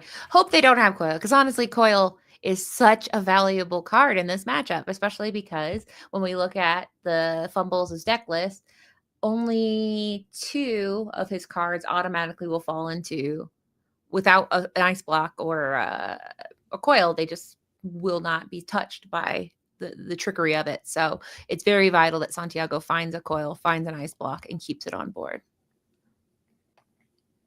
Or get it back. Yeah. I guess he has a recycling bin. I forget. He's got the recycle crabs. So we see, we got part 1 of it. We've inked. We got Popsicle. Will we see the final part? Nope, no bell. The Nobel Peace Prize. But Santiago just inked and passed. So I guess it wasn't so bad that so now he's going to go ink a Tipo, play a Tipo. Either that or play a sail. It looks like Tipo coming down, being that initial board presence and potentially start questing. I think a lot of people underestimate the value that a Tipo can get just in turning sideways a couple of times. I'm scared. Someone in chat just said Katie, and I'm like, did I say something wrong? At least once per stream, I say something, and people are like, "Hey, yo," and I'm like, "What? No." Okay, good. Whew. No, they're I was so scared. complimenting you. Thank God, because yeah, I mean, I can't handle. Whatever. I can't say the things I can't say because I can't say them anyway. But we see ramping on both sides. Obviously, Fumbles has the advantage of already playing an item. Both decks heavily rely on an item already being on the board to get the Hiram value, the crab value. It's a lot better if they're already there, and Santiago doesn't have any yet. So Fumbles has the items advantage for sure right now, but he has no characters, which are usually pretty important. Following the sail up with an item is one of the best things this deck can do, really following up that sail and taking advantage of that 1 ink. Did you just have to play a Hiram no? Yes. Hiram no treat. Hiram's like, I want a little treat. I've been a very brave little Yikes. mouse. Can I have a little treat? But no little treat. And yes, to the chat, this is game 3, 1-1, like Bobby said. And this is actually round 2, game 3. Ooh. So poor little Hiram. Hopefully he gets to eat something because he works hard. He makes toys. He's very thick with 2 C's, so he needs a little popsicle or some sheet metal to eat next turn. I think ideally, if you don't have the item, you want to be playing Grandma Tala in that spot. Grandma Tala can help you fight the board a little bit better. Of course, you're not as worried about that in this matchup since Fumbles is not playing things like the Smee that you really need to try to remove from the board. But you really don't want to be playing a Hiram with no item on board. No, he is. Oh, thank goodness. He's worked so hard. He raises his daughter. His wife, who knows? He was kidnapped. So this is, thank God he gets to eat a popsicle, and he will. So draw a card off the popsicle, get 2 cards, questing, which always feels illegal, getting that many cards in a row. You're like, that can't be right. Judge, can I do that? And the answer is yes. I know you've just started playing Sapphire and Yes. experiencing what it's like for the first time. Yeah. It feels real good. I called the cops. I said, I shouldn't be doing this. And they're like, ma'am, this is an emergency line. And that's also, don't call the non-emergency line. Neither of these things are anything I care about. But it's disgusting. But we don't see Santiago like firing. We definitely see him thinking, and knowing that he played the Hiram on turn 4 with no item on board, makes you think that he is doing non-ideal lines of play where he's like, oh, how do I want to do this? How do I make sure I have, he hasn't even inked anything yet this turn. So I'm very curious what's in his hand because he's not having easy decisions right now. Even though he just drew 3. Oh, sorry, go ahead. I think if you're Fumbles here, like you have to feel really good about how this game is going so far because Santiago is not doing what they want to do with their deck. No, and he has lots of cards in his hand, but like you said, he's not. It's not like sometimes you feel like this deck, like flames are coming off of it because it's just going so fast and doing such terrible things. But yeah, he's just kind of carefully ramping, carefully drawing cards. In this case, how far I'll go. So nothing too scary, but I mean, that scary can change pretty fast. And Fumbles only has just a Scottish duck on his side that has already served his purpose. That's the one downside with Scrooge McDuck, because it's not something where you're getting value over and over again. It's just once he comes into play, and now he's just a body on the board. A nice body. Like, that sounds weird. He is a healthy decent body. Yeah. And, he can help here potentially clear the Hiram. If you play, like a cheap character or like a Bell and then Strength of a Raging Fire or Storm here. Yeah. Storm is one great option here. You draw a card and then now Scrooge can clear the Hiram. That's such a good point. I always think that because Strength deals 5 damage, it costs 5. That it's broken in my brain. But yes, Scrooge can sing Along Came Zeus in a Scottish brogue if he really wanted to. But he doesn't seem like he wants to quite yet. I think because we know that Fumbles is only playing 2 copies of Along Came Zeus, you have to really try to save them for the crab, right? You can't Yeah. You can't really be spending them on Hiram here. It's much better to take the challenge, take the 1 damage. You do risk the Maui coming down on this turn, but he served his purpose. Exactly. And you removed the Hiram, and that is going to slow Santiago down, ideally. Yeah, and then it takes 4 out of the Maui at the same time if there were to be a Maui that comes running in full speed. But not. It's another Hiram. You can't get rid of him. We got rats, and then the rats eat the coil. But don't worry, the crab will get the coil. The rats eat the coil, but the crabs get the coil out of the trash. There's synergy if he has crabs. But we will see if he can find them. It's very weird watching his deck. It's almost no Ruby. No Ruby, all Sapphire is Santiago this game. Certainly, at least so far. I think the majority of the red cards are later game cards, so we'll see them start to come out as Santiago ends up getting more ink. Yeah, I feel like I'm saying a weird circle of life. It's like, well, the rat eats the the coils, and then the coil gets picked up by the crab, but then the dragon eats the rat. So it's a beautiful thing, Lorcana. Goodbye, Tipo. Storm Rage on, draw a card. And sail. So yeah, it's so funny. Both these decks are just desperately kind of like, I'll just keep digging. I'll just keep digging until I find good stuff. Don't worry. The good stuff's in the bottom of my deck. I'm just kind of prepping for the good times later. And Fumbles is prepping indeed because he got to play a Scottish deck for free. If you give a rat a cookie, Yeah. if you give a Hiram a cookie, He's going to want 2 cards, and then he's going to need to be Zeus. And then don't worry, he's going to need a crab to eat. It's complicated. It's also copyright protected, so we'll see. Either way, we now have 2 4/4 ducks on the board, and Santiago's just sitting there with a Hiram and no items. So both of them, Fumbles is in a better position because, like I said last game, the items advantage is great because a lot of the end game cards for both of them require items, and Santiago has approximately 0 on board right now. But that could change. so Hiram finally coming down for Fumbles now, and eating one of those Fortispheres, drawing some cards.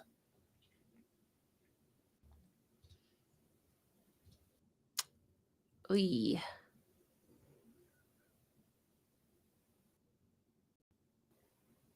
Yeah, we've definitely seen Fumbles filter to get some pretty valuable items. And so now it's to the point where next turn, if we do see the Happy as a Clam come down, we can start the momentum, the snowball of an item stack could really take off. Especially because one of the things I said is like, I bet Santiago really wants some coils and some ice cubes. No, ice blocks.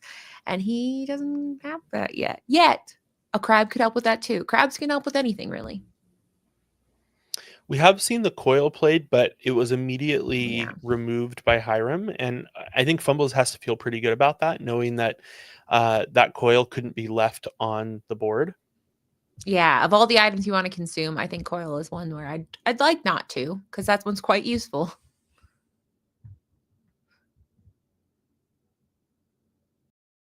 So I'm interested to see what Santiago is able to do here. Is he able to turn momentum around? We don't see a ton of questing power on the board. We know Hiram's likely going to quest. And then we just have 2, beater ducks that can hit for 4 and work together to take down Hiram and still stand. So it's interesting. Inking of Visions. Oh, no, Playing of Visions. Sorry. Playing Vision, yeah. Wrong pile. And what is Santiago looking for in this vision, ideally?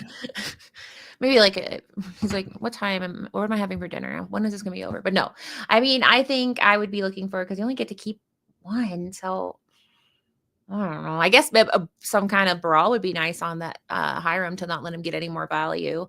I don't know, something that would be. A brawl has to feel pretty good. A Sisu. It looks like a Sapphire Coil maybe on the menu. Yeah, which mice love Sapphire Coils. We've seen Hiram eat them before. Will he eat it again? No, Hiram's going to sing this time, How Far I'll Go. How Far I'll Go is such a good song. It's so powerful, and the fact that it can be sung very easily by Hiram has been a combo ever since Into the Inklands, when How Far I'll Go first came out. Now, post-interview, there's a question I am truly dying to ask, and I'm going to let the cat out of the bag because you guys are probably wondering, is he going to be prepared? No, his deck runs no be prepared. And there's been a few times in this game where I'm like, I bet he'd kind of want to be prepared right now. And I know why people don't, but he has 2 ice blocks, no be prepared. So I'm wondering if like it's an ability thing. But that is like the first question I want to ask him and be like, hey, what was, because I don't know. I mean, this shows the power of be prepared, because the board wipe that Santiago has now is conditional. You have to set it up versus be prepared. You can do it for free. Yep. 7, but other than you don't have to have the setup of the coils and ice blocks all over the place. I have a similar question for Fumbles. Do you regret not playing any sort of item removal to be able to try to remove a coil? I mean, we'll see how this game goes. Right now, he's feeling medium well, but we see that crab come in, and that's when the pain starts. I feel, because he's gonna go get 2 items, play one of those items, draw a card, and briefly we went to the Scottish seaside, but now we're back. Bell for Santiago free. can pretty easily probably deal with the crab this next turn, since Santiago has 9 ink and a coil on board, so he can just ink and then play a big Sisu, removing the Tamatoa. Ironically, the name of Santiago's deck is Be Prepared, which I think is truly 4D chess.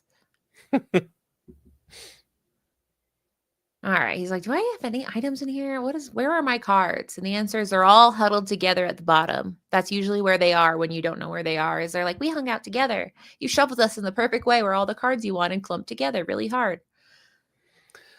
Flopping 28 saying be prepared list is wild. Yeah, I don't know if I would recommend it, to be honest. Yeah, I saw someone with 1 and I was like, "Ooh, that's stressful." But 0, I don't know. I mean, one of the power of Ruby is, most steel is another removal color, but it's spot removal. It's very hard to do more. You have to challenge. You have to really work hard to clear a board. One of the most powerful things about Ruby is you have the emergency button, which in this case, this soft emergency button only took out 1 character. Now it's an important one. It's a crab, and the other 3 ones are not super menacing on their own. But that has to feel pretty bad. because it's just I think the whole goal of Santiago's deck is to really be able to use ice blocks and coils to have a Be Prepared without all the downsides of Be Prepared. But in this case, you don't get that. You just have to pick and say you can do 1. And now he's just sitting with 1 character going, please let me live. Yeah, if I'm playing Ruby, I'm playing 4B preps. Like Yeah. that's like, just I want it. It's mine. It's my right as a Ruby player to clear the board. It's my divine right.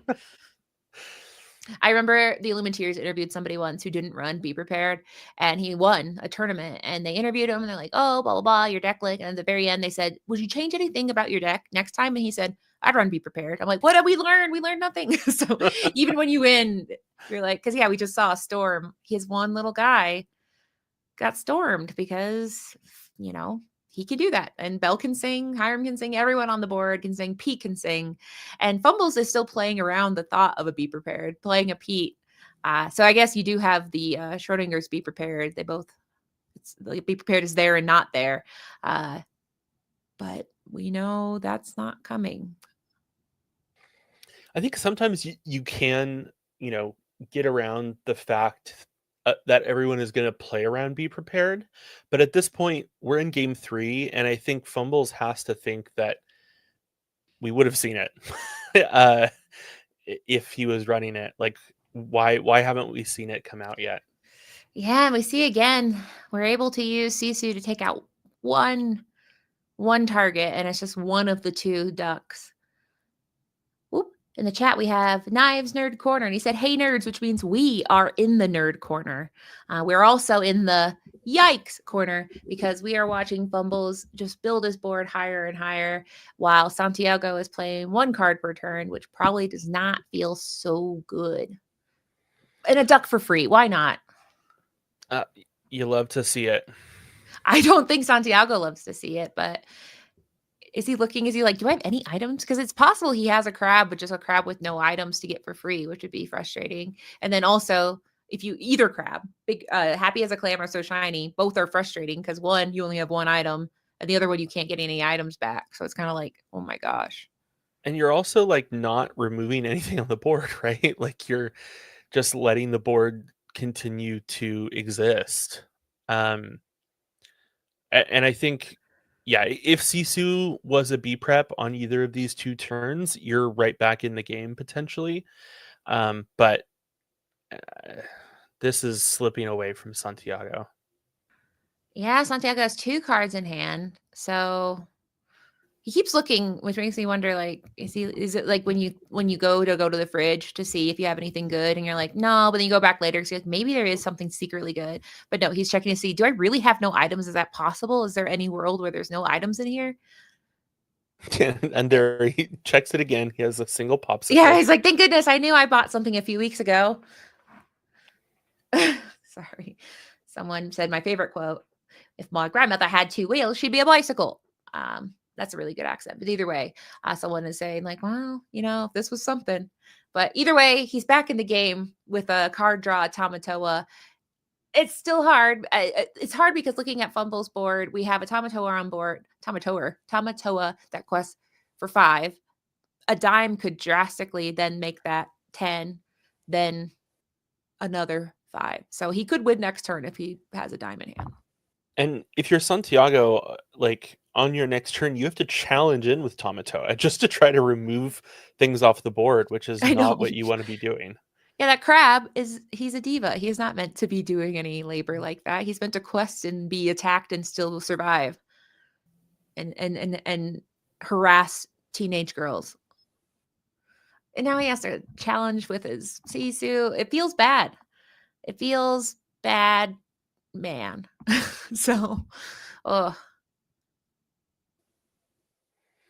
Inky and a Grammatala, and it looks like we can brawl away the duck since we inked. A single duck was brawled. So we still have... Oh, sorry, go ahead. Your point about the Sisu, only removing one character earlier, that's a very expensive brawl. Yeah. I mean, it's a brawl where you get a nice dragon with it, but I mean, we're going to see a quest here for 5. Get that back, and then I'm assuming play, draw a card, hope you find a dime. Maybe not. I mean, there's so many things that you could do at this point that is hard to deal with. Yeah, sure. Fire the cannon onto Sisu just to really insult to injury to Sisu's short and painful life. And then Hades the Tamatoa. Yeah. Oh, he's just, yeah. Oh, I always hate because I don't want to go in the interview and be like, that looked like it didn't feel good. But this looks, I mean, yeah, Fumbles is having a great time. Really, everything's coming up Fumbles. So earlier I asked the question of how are you hoping this game goes if you're Fumbles? Like, what are you mulliganing for? What are you hoping to have happen to try to steal this game on the draw? And I think this run out is what you're hoping for. Yeah, I want to do everything I want, and I want my opponent to have limited answers and no power. And the answer is it happened. And I feel like I want to ask, do you think after these games, do you think he had Be Prepared? Because I'd be feeling like I'm going crazy if I was Fumbles. Like, did you have it? But it does look like we are. Fantalk I'm not touching these cards. I hate them. He's doing my favorite thing where you're like, where are the good cards? So we'll go into interview and see how we go. Chat, if there's any questions you have about it, let us know too, because we can ask. But we're gonna jump in there, which involves me talking while pressing buttons, which is always a very scary thing. All right. Anytime. Thanks, John. All right. Can you guys hear me? Hi, Katie. Hello. Oh, so that was, called it like a classic pairing. You had Sapphire Steel, Sapphire Ruby. But I want to point out the irony first to Santiago. Santiago, your deck was named Be Prepared. Yes. What were some thoughts you had building your deck? I saw you put in some ice blocks, and notably, no Be Prepared. So tell me more about your deck and kind of where you landed on this build. Sure. Throughout testing into the blue steel matchup, Be Prepared just got worse and worse and worse. The fact that they can spit out Scrooges and Bells so quickly, like you can't take a turn off to nuke their board and your board at the same time. So my game plan going in was try to shift Sisu as much as possible, or ramp to still slam a Sisu with coils up and such. Yeah, and I mean that's the cool part of those ice blocks in Sisu is it's Be Prepared for you, but not for me. But as we saw that some very fire draws on Fumble's side. Tegan, do you have some questions for Santiago and his deck? Yeah, I mean, I think it's a really interesting decision to not play Be Prepared, and I think you saw it work out for you in game 1, right? You were able to get the coils down and really kind of do some work playing Sisu in that game and be able to remove stuff. But it makes your removal so conditional and makes you kind of have the combo to remove it. And certainly in game 3, you needed the card draw, it looked like at one point. So you broke the coil that you did have. I'm just curious, if you were rebuilding this deck, would you kind of stick with the same approach and just kind of chalk it up to variance, or would you kind of reconsider the approach? I feel like it is a little variance. like I said, Scrooges and Bells. Like if I turn my Hiram sideways, like I could possibly lose it, or they just don't have like the two bodies together. Like I got to play 2 Scrooges for yeah, free there, and it yeah, kind you of got helped a ton. yeah, that helped a Yeah. lot. Like Scrooge being able to sing like any song in their deck is just insane. Mhm. Well, Like I will yeah, say in the is chat that Tomas said hi to you. Does that help? yeah, yes, thank you. Okay. But yeah, going back, yeah, if I hadn't lost my Hiram there, I think it works out. It's just yeah, variant sometimes, and like the Sapphire Steel deck is definitely a threat, a menace. Yeah, it's definitely good. Being able to play things for free is very good. Who would have thought? Yeah, and Um, Fumbles, congratulations. Oh yeah, Tegan, I know you had some questions for Fumbles deck. Yeah, I was going to ask Fumbles a different question, but maybe in a similar vein. I noticed you weren't playing any sort of item removal, and uh, when an opponent is able to kind of establish a threat like Sapphire Coil, it can really blow you out of the game, kind of like it did in Game One. So, what are your thoughts on playing item removal or not playing item removal in this very item heavy meta that we're in? All gas, no brakes. If we take a turn to play item removal, either by Cusco, Hideaway, or Benjas or things like that, it's not sticking to the game plan of I'm going to play more items than you, I'm going to exert them to play Scrooges, and my Tamatoas are going to quest and play dimes for free. So we're not clogging it up with any extra stuff. We are just trying to flood the board and take advantage of the abilities that some of these cards have now. Well, the double dime definitely worked out for you in Game Very 2. fortunate. Yeah. Always draw That last, is apparently. that is always a scary board when your opponent has 2 dimes and just anything that they play can become like a 6 lure swing. Yeah. And also, I wanted to make a point to Santiago. I mean, the no B prep list is kind of where it has to be, right? So we even talked about it during the game. I kind of realized it more the third game. And that's why I was pretty much committed to the board there. But Yeah. once he would ever play prep, I would just play a Tamatoa, and then another threat comes on, and then just flood the board again, and you just can't take a turn off without singing it. So Yeah, and that was something I wondered at what point we were like, wait a minute, he hasn't be prepared, because I mean there had to be a few times where you're like, yeah, it's gonna happen. I even saw you play a Pete, and I was like, maybe yeah, it's after insurance. the Pete turn, when there's no prep, you pretty much are safe to probably commit to either no prep, which is what the list I've been testing as well. So very familiar with it, or you just flood the board and make them have the prep. So Yeah, and Sometimes you just have to make them have it, and then try to redeploy after that.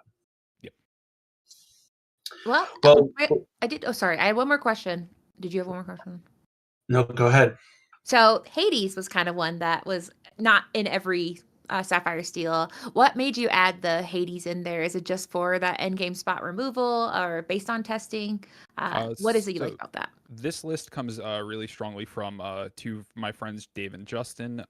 They did a lot of the lifting for this, but Hades is really tough to remove from your opponent. And then also, not to mention that it quests for 2, it swings for 3, but you need something to kill Tamatoas. You need something to banish the 6-cost Tamatoa and the 8-cost Tamatoa. And, we don't really have this most solid removal, right? Only limited amount of Zeuses that we have, so it basically is another Zeus on a body. Yeah. Well, congratulations. That was a very exciting match to watch as far as, watching your board get bigger and bigger. Probably wasn't as fun for Santiago. The last one, I was like, all right, The last that's one enough I felt ducks. bad. The last one, Yeah, you you're could like- tell he was dead drawing a lot, so. Yeah, and you just For kept sure. being like, oh, I'll do this for free. I'll do And whatever I I had want. everything. Yeah, for sure. I also had a dime in the end just to add salt to the wound, but yeah. Ugh. But Santiago, you held in there, and I mean, obviously you showed your deck when it fires. It can be very intimidating in game 1. So thank you to both of you, and congratulations to Fumbles. Before we say goodbye, Santiago, I'll start with you. Do you have any shout outs or anything you want to say?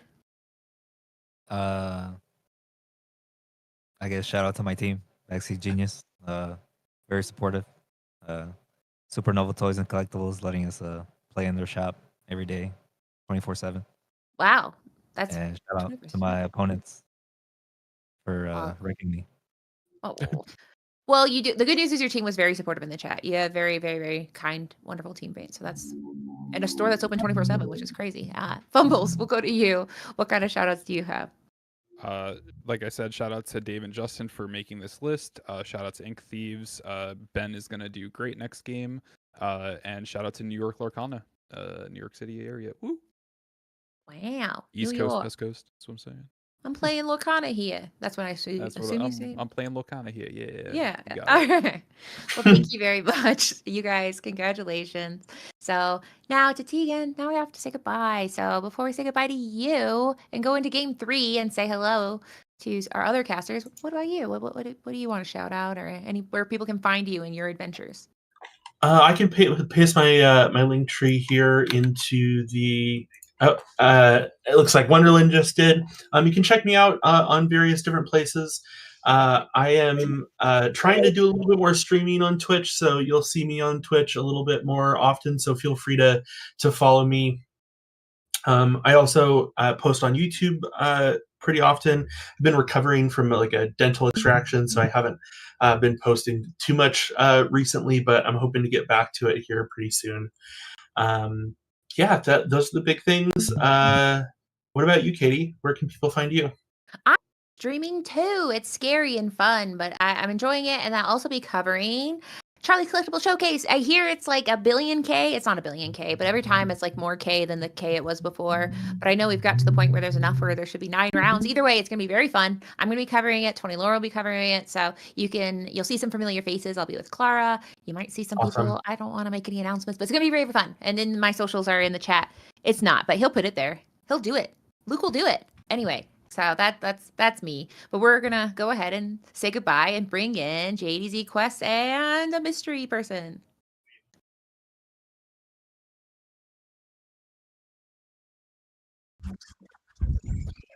Hello. Yo. Can I be heard? Yo. How about that? Can you hear me, Luke? All right. Are we live? Greetings and salutations, my fellow Illumineers. I don't know if you can hear me, Luke. I don't know if you can hear me, Skinner. But I think we're in the venue. We're in the building, yo, Skinner. I cannot hear you. Can you hear me now? I can hear you now. There it is. Hey, there beautiful. There it is. We got it going. We got it figured out. Just a small bit of technical indifferences, but it is going to be what it is as we're in this all-important round number 3. Unfortunately, Skinner, we already got a decisive victory, but that's going to be okay. I still think we got a fantastic matchup coming our way as we got the Ink Thieves ran out to a 2-0 victory, but the backseat Genius is going to have their handful to avoid this sweep. So can you talk about, do you know anything about these players? Can you go ahead and introduce these players that are going to be joining us in this round number 3?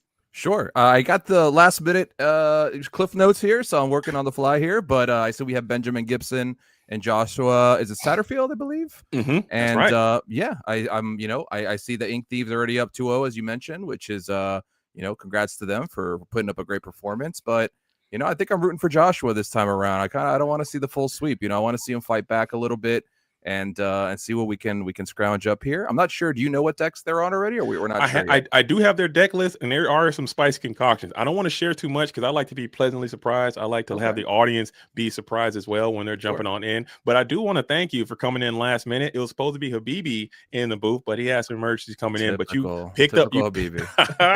Call him out. Call him out. I'm only joking. We love you, Habibi. Yeah, we do. We all love Habibi. I know. Hopefully everything is going to be okay, and it's not anything too dramatic. No, but he wasn't able to hit in there, and your number got called, and you jumped right in here, and we were able to do it. So I'm excited to work with you. I'm excited to call this game, and I'm excited to bring some high profile Lorcana action here on a Wednesday. We're going up, so I think it's going to be a spectacle. I know we have the deck list, and we can get those over to you if you want to check them out. These things are quite already spicy. on it. You're already all over it. That's what I'm talking about. You're just day like I said, we're working on the fly, but we got it. Crushing it. This ICL is a fly by night, fly by your seat of your pants kind of thing. If you're not switched on and ready to move, you're gonna miss the boat. You got to be locked in and laser focused. Absolutely. I love to see it. So I think we're still waiting on the players to kind of get situated to get everything going. So just real quick, are you playing in this set 7 meta? I just want to talk to you, get your thoughts on it. What are some of the strategies you're looking at for set 7 in your own personal gameplay? For sure. Yeah. So I've been playing a handful of set 7. I actually played a locals last night over at Southside Gaming. Shout out Southside Gaming. Big shout out. Okay. I'm sure some people may have heard of them. So I stuck around for their locals last night. Great turnout. I piloted a very similar to Artabax's list, a blue steel mid-rangey list. I wasn't playing Alice's and stuff. I was on the Lawrence package with the Grandma Talas. And honestly performed very well. My only loss was round 1 to a red-blue deck, which went to game 3, and unfortunately I didn't see Hiram and he did. So that's how that matchup goes. That's exactly how it goes. But who gets fortunate? Fortune favors the bold. I mean, I guess you just weren't good enough. For I guess sure. you didn't want it bad enough, Skinner. Whoever's got the rat, has the advantage for sure. But yeah, great.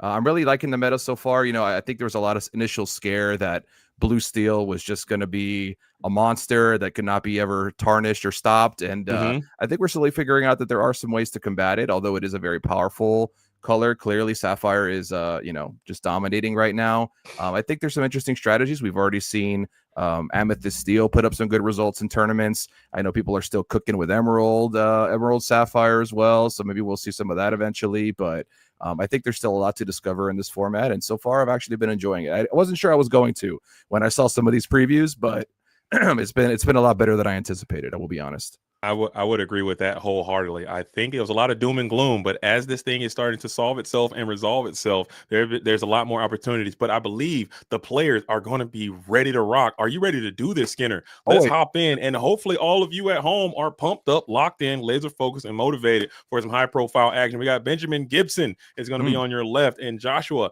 Satterfield is going to be on your right. We got the Backseat Geniuses. We got the Ink Thieves. Game 3 ICL on a Wednesday. Let's get loose and let's get active. I'm motivated. And you have seen the deck list now, right? So you can't you see what I'm talking about. I'm peeping. They're a little spicy concoction. They're spicy meatballs in there, man. I see some strategies here that I can align with. I see what's going down. I'm picking up what they're putting down, if you will. Okay. So. And as time goes by, I think we can starting to dox these decks. I want to kind of let them develop a little bit, let that element of surprise take place, but as it goes on, I think we can start making some calls and seeing what these players are going to be trying to do, as it looks like Joshua is going to be on the play going first, according to those boxes and the rules. And we will ink the Bruno to start indicator number 1 of what we might be facing. Okay, starting off with the Bruno, which is maybe a little bit of a tell of what's going on here, but still could be multiple things, right? There's a couple different decks that Bruno could represent, but pretty clear that Diablo being the main offender here. Could this be maybe a Emerald Steel? Could it be Emerald Amber? That's probably what our I'm trying to Benjamin, excuse me. Benjamin, I'm sure right now he's trying to figure out, okay, are these open deck lists, by the way? These are not open deck lists. These are not open deck lists. They have to use, that's another skill check. You have to be able to make these deductions on the fly, quick, fast, and in a hurry. So Diablo will give perfect information of the color combination that Benjamin is playing, but now he still has to, and we reveal the second color. It's going to be that Kita, and it looks like we got a little bit of under the sea coming your way as we detail some of those cards as we play the Heffalumps and Woozles as well. So Absolutely. this is an interesting time in our game as well. We mentioned this most rounds of the LCC or the ICL, I should say, is that players are going to have to work extra hard to make these deductions super fast because these color combinations are getting some unique identities in this. Have you experienced that yourself? Like, I know you said you're playing blue steel. There's like 5 different blue steels you can play. Exactly. Yeah. It's I've always been more of a tempo player. I played a lot of Emerald Amethyst in my previous years. I did play a little bit of Ruby Amethyst as well. I know that deck, rest in peace. But I mean, some people are still trying to resuscitate it, but it's not looking good at the moment. But we'll see. But yeah, my play style, I really don't dig control decks too much. So Oswald and all that is a little too high rolly for me, as powerful as it can be. So I've been playing more of a mid-rangey style, and it suits me better here. Absolutely. And yeah, I mean, I think that Heffalumps and Woozles there on turn 2 just to kind of cycle, draw a card there, and just get deeper into the deck here. It does not allow the Broom to challenge, but not super relevant right now. But Prince John is definitely going to be a powerhouse in this matchup, I think. All right, so it looks like we got the patent pending Prince John set up into a Ink One play. You have forgotten me is just been a power play that's been around the game for so long for this discard strategy, which has kind of fallen out of the meta. I did see a tournament report where there was a discard strategy with like set 4 max cards or set 5 max cards that came in first place. So the strategy actually might be tactically relevant in this set 7 meta. For sure. Because the deck kind of just fell completely out of favor for a while. So let's see if we get that power bomb play come in now. If we can ink a card play, you have forgotten me. That's a really, really strong play that only this deck can do. And I don't think they have it. I think they snap it here right away if they did. It's definitely going to be difficult here for Benjamin since, unless Prince John turns sideways, there's really no way for him to remove this from the table. Obviously, we don't have any kind of board wipes. We don't have any kind of be prepares or any way to exert or target this Prince John. So Prince John is going to be really interesting to see if he's able to get value. As you mentioned, You Have Forgotten Me, an absolute monster of a card. It always has been. And people have kind of, as the name implies, forgotten that it's around. And that card can be quite powerful. I've been hit by it many, many times over the last year. And it's going to be really interesting to see if there's any new additions to this list from set 7, being that, many players are opting to just go ahead and run it back the way it used to be. So we'll see how it goes. I like to see it. So now you have double the warded characters up, and this is a precarious position here for Benjamin, as you do have enough to sing this Under the Sea. So if you go next turn, Ink play Kita, you can Under the Sea and completely yeet the entire board as early as turn number 4. Insane. Absolutely. So now, absolutely. Joshua's just building the board right now. He's just setting it up. This deck does, require a little bit of setup here, so he's just getting all these ward characters down, kind of just not really interacting at the moment. But pretty soon there's going to be lots of Muse triggers and lots of John triggers in the future. I can feel it. So, all right. So this is a tough spot. I don't even, like you said, with this warded character, I don't even know if the purple steel has any card that can engage with them in any formidable way unless they exert. So this is a pretty comfortable spot. If you have full combo in hand, you can take a serious position on this board, clear all these characters, and then continue to start to build your position, or maybe even shift Diablo here isn't the worst thing in the world either, as it will go ahead and deploy the GOAT as well, gaining a lore. So that's another character that can get shipped here. So let's see if it happens. Absolutely. And it's interesting that, we haven't seen any discard quite yet. I would say Benjamin is almost essentially at the point where he can play anything off the top of his deck, because I think this deck operates at 4 or 5 ink. So it's going to be interesting to see, if the discard is going to make a huge difference here. I know once he's developed enough ink and he can just kind of play off the top, he could pretty much just try to turn sideways and kind of just race this Emerald Amber deck. But as you can see, Ariel is going to do her best to try to find a song, maybe the Under the Sea, as you implied, to kind of keep things at bay and stop this rush strategy. Steel Amethyst tend to be more of a burn strategy here. So as I think that it's going to be only a matter of time before Joshua can put the brakes on here. So he's just trying to set up right now and hopefully put a halt to the strategy that Benjamin is going for here. Okay, so we did see the Ariel come in, and we do collect the Sudden Chill. And if I'm Benjamin, I think you just got to hit the gas pedal and really just start getting aggressive on this questing and putting some serious pressure onto the lore, because it's literally just a matter of time before this thing gets out of reach. As you stated, there has been no discard, so I think flooding the hand, maybe chain a dock or something, just to completely just try to race as hard as you can, because when the combo happens, it's going to be not much you can do, as GOAT number 2 finds himself onto the play, as we'll pop the broom to gain another card. It's like an episode of Severance right now. We got goats everywhere, for those who know the reference. But yeah, he's just going to be slamming goats here, and we have bounce packages as available as well, which will allow him to just keep on tapping into that lore. However, it's kind of slow and steady for Joshua here, as he continues to just kind of build out his board here. Not really able to turn sideways, obviously, since there is quite the danger in front of him. But it's going to be interesting to see if he's able to maybe reset this board state and then start doing his own dastardly plans here. So, right. Okay. Can we get the production though? If production is listening, is there a way we can get the judge to let Joshua know that every time he leans forward, his hand does become visible? So we could just tell him to make sure that hand is kind of maintained. I think it'll be good for fair play, because I'm able to see the Prince John, Nikita, and that information should not be readily available to the adversary if that is possible. Great call. Yeah. So we continue on as we pass it back over to. I'm sorry, I keep looking at the names of who's Joshua, who's Benjamin. So we pass it back over, and a little bit of discussion from the players here. We're deciding on which card's going to be discarded from the. We don't talk about Bruno, and it is a dock, which actually is pretty relevant. That's usually one of the main ways for this deck to refill once they're out of cards, and getting rid of that dock is going to be kind of troublesome. So. Interesting to see if he'll be able to refill. We don't know what else is in his hand, but if that is one of his main refillers, he may run out of gas before he's able to slam the door shut in this game. So it will get that patent pending aerial sing, followed by aerial bounce with muses, followed by aerial going to the inkwell, and no aerial redeployment there. I thought for sure we get another aerial spectacular singer post up onto the board again, just to try to grab another card. But it looks like we're going to pay 5, and we're going to go Kita here. Do you have? Oh yeah, it's happening. I think we know. I think we know the rest. And there it is. The Under the Sea is going to... See you later. And they're all going to the bottom of the deck, which is just miserable because that's multiple goats there are no longer be a part of this game. And you're going to get some tremendous value here. Maybe you can even bounce Diablo if you felt so inclined. I don't think that's even worth it.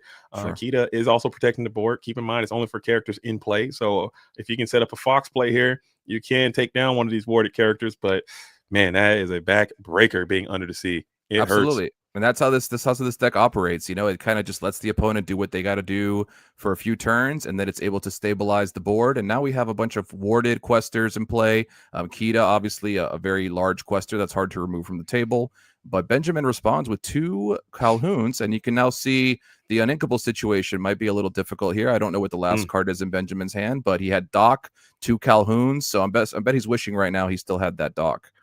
But that is a pretty good clapback in terms of putting cards back on the board because these 2 Calhoun together can check down the Kita and also check down the other characters from questing. But if we can set up with, I know this deck can play Cricky quite easily. They can play the Hidden Cove. They can continue to aggress here as we will go ahead and go for a second Prince John. Can't be Sudden Chill. You hate to see it as it looks like we will go ahead and rip the Sudden Chill here. And that will give you the opportunity to go for another uninkable. Yeah, that's big. That's big. But Genie was going to get to draw him a card deeper. So now we're operating as we want for Joshua. He's able to just hope that the top decks, Diablo as well. Man. That's going to put him way ahead here, unless there's some sick top decks from Benjamin. Yeah, he is totally in control at the moment. And yeah, you can freely quest this Diablo as well as the Kita if you felt so inclined. With Kita has 3, so Kita would clear the board if you exert Kita here. Unless you're just trying to keep that Kita maintained. Maybe you can work a way to do some what's the card? It's roses, I think. Paint the roses. I think you paint the roses your own character and maybe bounce it back to your hand with muses and get a whole nother vibrational frequency with this music. I think you can. I might be wrong. I have to look at the card, but sure. I'm curious about that question with Kita there, actually. I mean, I think if it's me, I know you're going to gain 2 lore off the Calhoun, but you take out both Calhouns here. So I think that'd be a fair trade. I mean, I'd happily give my opponent 2 lore for both characters on their side of the table, but Joshua saying, yeah, I don't really know if I feel good about that, and choosing to instead keep her standing, which is totally understandable as another Under the Sea comes into the hand. Oh my goodness. You can survive 1. Maybe there's a world you can come back from 1, but I don't think there's any universe on this planet where you can come back from 2. Maybe, and also in that last play, maybe they're playing around a potential crab potentially to get it back. And it looks like we are going to go for something here. We're stacking everyone up, and it looks like we're setting up for a little huddle we're having here. We're going to discuss the game plan here. Okay, so we got muses going ahead and turning sideways here. Are we singing here? Are we questing? Looks like there's a song coming. Okay, painting the roses, as you mentioned. We are going to paint here. Painting is probably going to go after this Kita, and then you can bounce the Kita, perhaps. Or you could you could hit both Calhouns here and Under the Sea again also. Yeah. Which is going to just be another board wipe, one-sided board wipe here. True. Oh, we're bouncing the aerial back. Okay, I like that. Keeps him in the way to keep finding songs off the top of his deck if he needs to. I think that's a great strategy. And we're just trying to essentially choke Benjamin out to the point where he just doesn't have resources. And right now is pretty limited as he speak. If he's able to play Under the Sea here, he will take away that Chernobog's follower, which will deprive him of yet another draw. And I think that's what we're doing here as we see. It's happening. Oh, yep. That's exactly it. I And think that might be the coffin nail that's right gonna, there. yeah, that's seaweed is always greener, as they say. The And seaweed is always greener than somebody else's leg. Yeah, they're having a whole party, man. They're jamming. They got Oh, tubas yeah. and bubbles and all kinds of stuff. Yep. Life is the bubbles under the sea, as they say. So if I'm Benjamin, I'm tilting into the Spider-Verse right now. I'm gone. I'm like, okay, Oh, let's just yeah. get out of here. Yeah, But these Johns get to go ahead and quest for 2 each, and it's going to quickly add up. Even though we were at 0 lore, you can see that he's already quickly establishing his lore presence here as he just turns cards sideways. And library, as great of a card as it is, it's not going to be able to contest the board here at all. So and you can honestly just ignore that library completely and just continue Absolutely. this quest operation and just put lore on the board. And I think you're just a few turns away from winning the game, unless you're just trying to keep your opponent completely free of any type of cards in hand or cards on field. You can take down the library if you felt so inclined, or you can just ignore it and just quest heavy again and see if that's something that you would like to do. I think we just ignore it at this point. We have so many questers in play. One lore is just not going to be enough to race the field that we have here. Even if you were to play a card and somehow, get rid of it to draw a couple cards, I think we're just so far ahead in the race here. We've got 2, 4, 6, 8, 9, 10, 11 lore in play. So that's going to be pretty hard for Benjamin to turn this game around now that his board's been removed here twice. So this is really, really a tough spot. It looks like we're setting everybody up to the side. We're counting. Oh, and yeah. it looks Count it like up. we're going on a monster quest here, or we might be. No, we are going to quest, and we're going to drop all. We're going to go all the way up to a total of 13, putting Absolutely lethal damage on board. Still got a hitting cove as well. Oof, and we're kicking on just to add a little something, just for the kicker there. Insult to injury, and this is pretty much looking absolutely cooked for Benjamin, as he's never going to give up. We'll go for the Smee. And we'll get out of here. All right, so that went about as good for Josh as you could have imagined. I mean, what do you think are the takeaways? What is Benjamin thinking as we're going into game number 2? Like, how do you stop that from happening? Yeah, it's scary, right? Because Benjamin, I mean, it looked like he was in a pretty good position for a while there. Joshua wasn't able to do anything. He didn't have much Diablo shift. He was just kind of building his board out, but you could see just one quick turn can turn the tide there, as he's able to just shrink everything down with Akita and do a one-sided board wipe, which is just so hard to come back from. It's going to be interesting to see if Benjamin's able to speed through. He is on the play here, so if he could just get the right draw and hope that Joshua just stumbles a bit, he may be able to get to the finish line in time. But if he continues to give Joshua time, it's going to be a repeat, unfortunately. So I'm interested to see if he's able to put the pieces together here. And speaking of repeat, like you just said, I think if he can set that loop up, if you can get to the point where you're repeating every turn, there could be a chance for you to just ride a Pete wave into the promised land as well. You are on the play this time, a turn 3 Pete, followed by maybe some way to bounce this Pete and redeploy the Pete, or Pete, and then to a bounce Pete. Just keep cycling Pete's. That could be a clean path to victory. This Emerald strategy kind of fell out of favor because a lot of people have figured out ways to kind of combat this strategy. Unfortunately, those skills have kind of diminished because there are a lot of people who just stop playing it, so it doesn't come up as much. It's kind of awkward. Sometimes you just don't have to play a card. You just have to keep all your cards in the hand, and if they get discarded, or just as long as you're inking and getting to your markers maybe, and not worry about trying to combat the board, because they're not questing at all. They're just trying to discard and they're trying to set up. And if you just keep putting characters on, that's just going to be more people to get blown out by the under the sea. So I think it might be worth the chance to just, instead of putting characters out, just kind of get to your Pete's, get to your 3 strength guys, and just try to combat the board. I think that's what I would do if I was Benjamin here. But we'll see how it goes. We'll see. Very well said. Yeah, I think, it's definitely a Pete world, and we're just living in it, so it's going to be interesting to see if he could chain some Pete's. Obviously, Joshua's deck operates very much on actions and songs, so I think that would definitely be a key card. We didn't get to see any in game 1, so hopefully we can find some of those in our mulligan here, and it'll be a different outcome here for Benjamin. All right, so it looks like we are going to continue to try to aggress this board, get that Chernobog down. He can replace himself, as we do have that 1 cost Diablo who's going to come on in now. Let's see if we can see a Pete on 3, and we got one. Look at him. There he is. Yeah. Oh, yeah. He was looking for that in his mulligan, which he did find. And, that's something Josh was definitely keeping an eye on now that he knows that's there, and trying to figure out a way, how can I play my board best, maybe kind of bait the Pete out, and so that Pete doesn't show up on a very crucial turn. Yeah, so maybe not even playing on 3, but you have to walk this fine game. It's a dance. Mhm. I think this matchup is very, very complex to negotiate properly because if you hold the P too long, you risk getting it discarded. If you don't play it Absolutely. soon enough, then they'll use that action to discard your hand. So Yes. I think you just either run your hand down, get the Pete up, and just see if you can start aggressively questing or I aggressing. like it. I guess there we go. We Yeah, worked we're that in. blessed. We'll put it together. I like it. It was an accident. There you go. Slip of the mind. You go write that down. The patent pending. A That's questing. it. And see Agwesting. if that's gonna be something that happens. Oh, earthquake over at Benjamin's house. I see. Okay. All right. I think. Oh. Okay. I think we're figuring it out here. Okay. And what do you think of this play? We're going to quest the Chernobog and we're going to leave it and challenge the Diablo to make the initiative and take the Chernobog followers out. What do you think of Yeah. that coming in from I think Benjamin? it's interesting. He's offering essentially, do you want to stop me from drawing a card and give up your Diablo? But I think he knows here that that's going to be tough for him. Not Ooh, playing around that hidden cove. the Yeah, punish. Oh, that's yeah, a mega punish. I That's the definitely last thing you think need.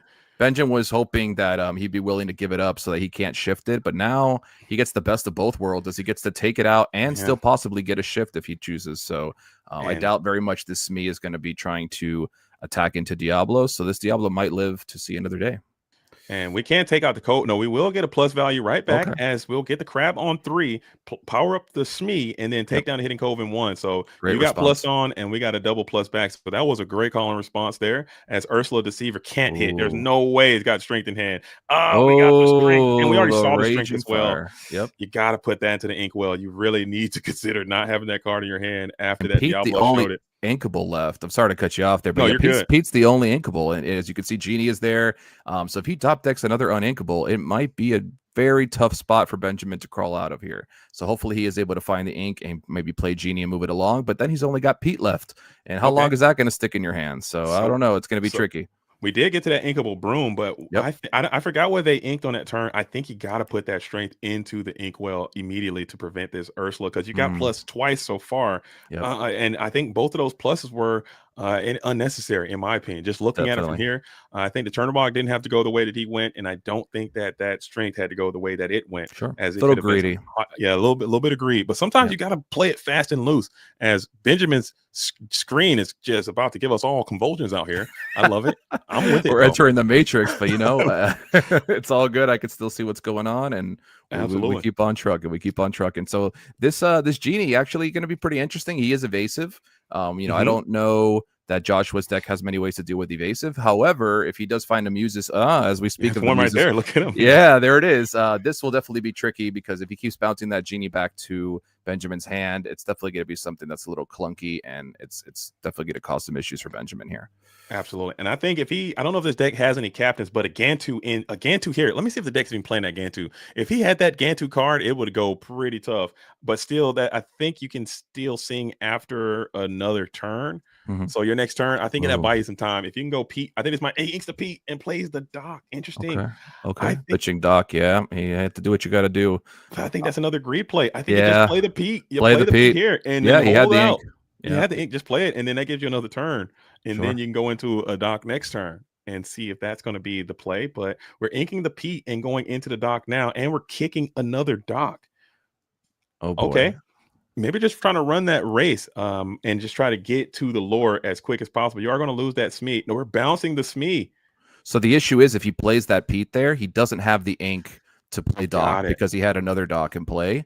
So I think it was kind of a, whether he wants to play dock and discard Pete or ink Pete and just kind of go for either way, not a way that you want it to play out. But unfortunately, it was double dock in hand. So he chose the latter. I'd roll with it. As my opponent, they don't really have a lot going on as their hand is very, very low. I'm going to lean on that snake. I'm going to play that Pete.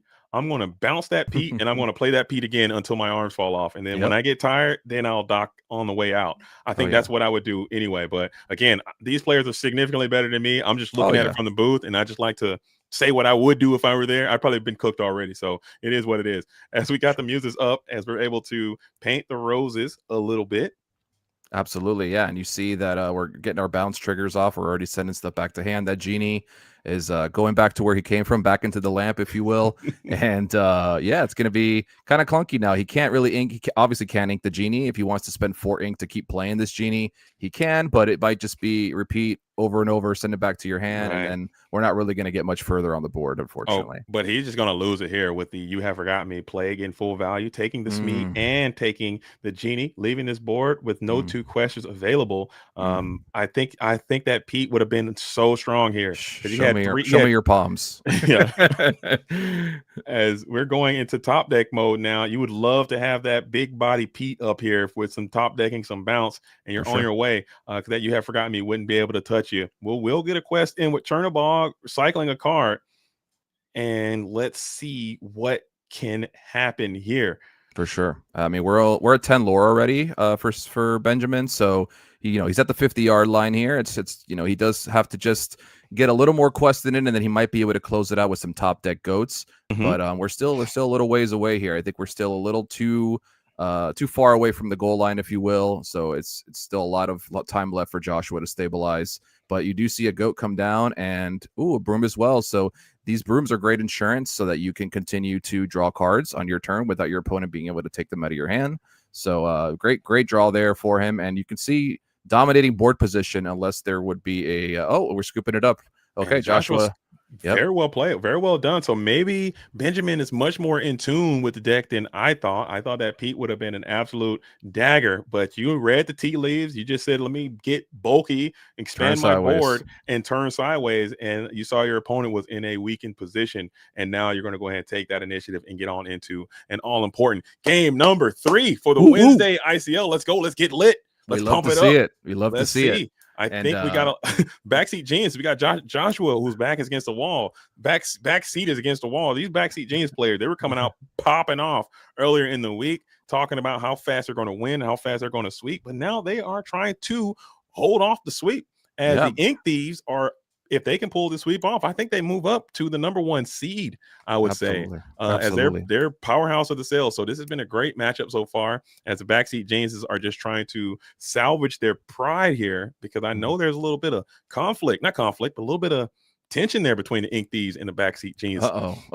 We got some beef. A little bit of beef, a little bit of baby beef, some friendly beef. That's all. Yeah, of course. Just having fun with it, just making it a little bit chippy. Everyone at the end of the day, it's all going to be love and cooperation, and we're trying to achieve here. But a little bit of trash talkery goes a long way, and playing for that team pride is also going to go quite far as well. So I love me some wrestling. So a good promo. I'm always down for a good promo.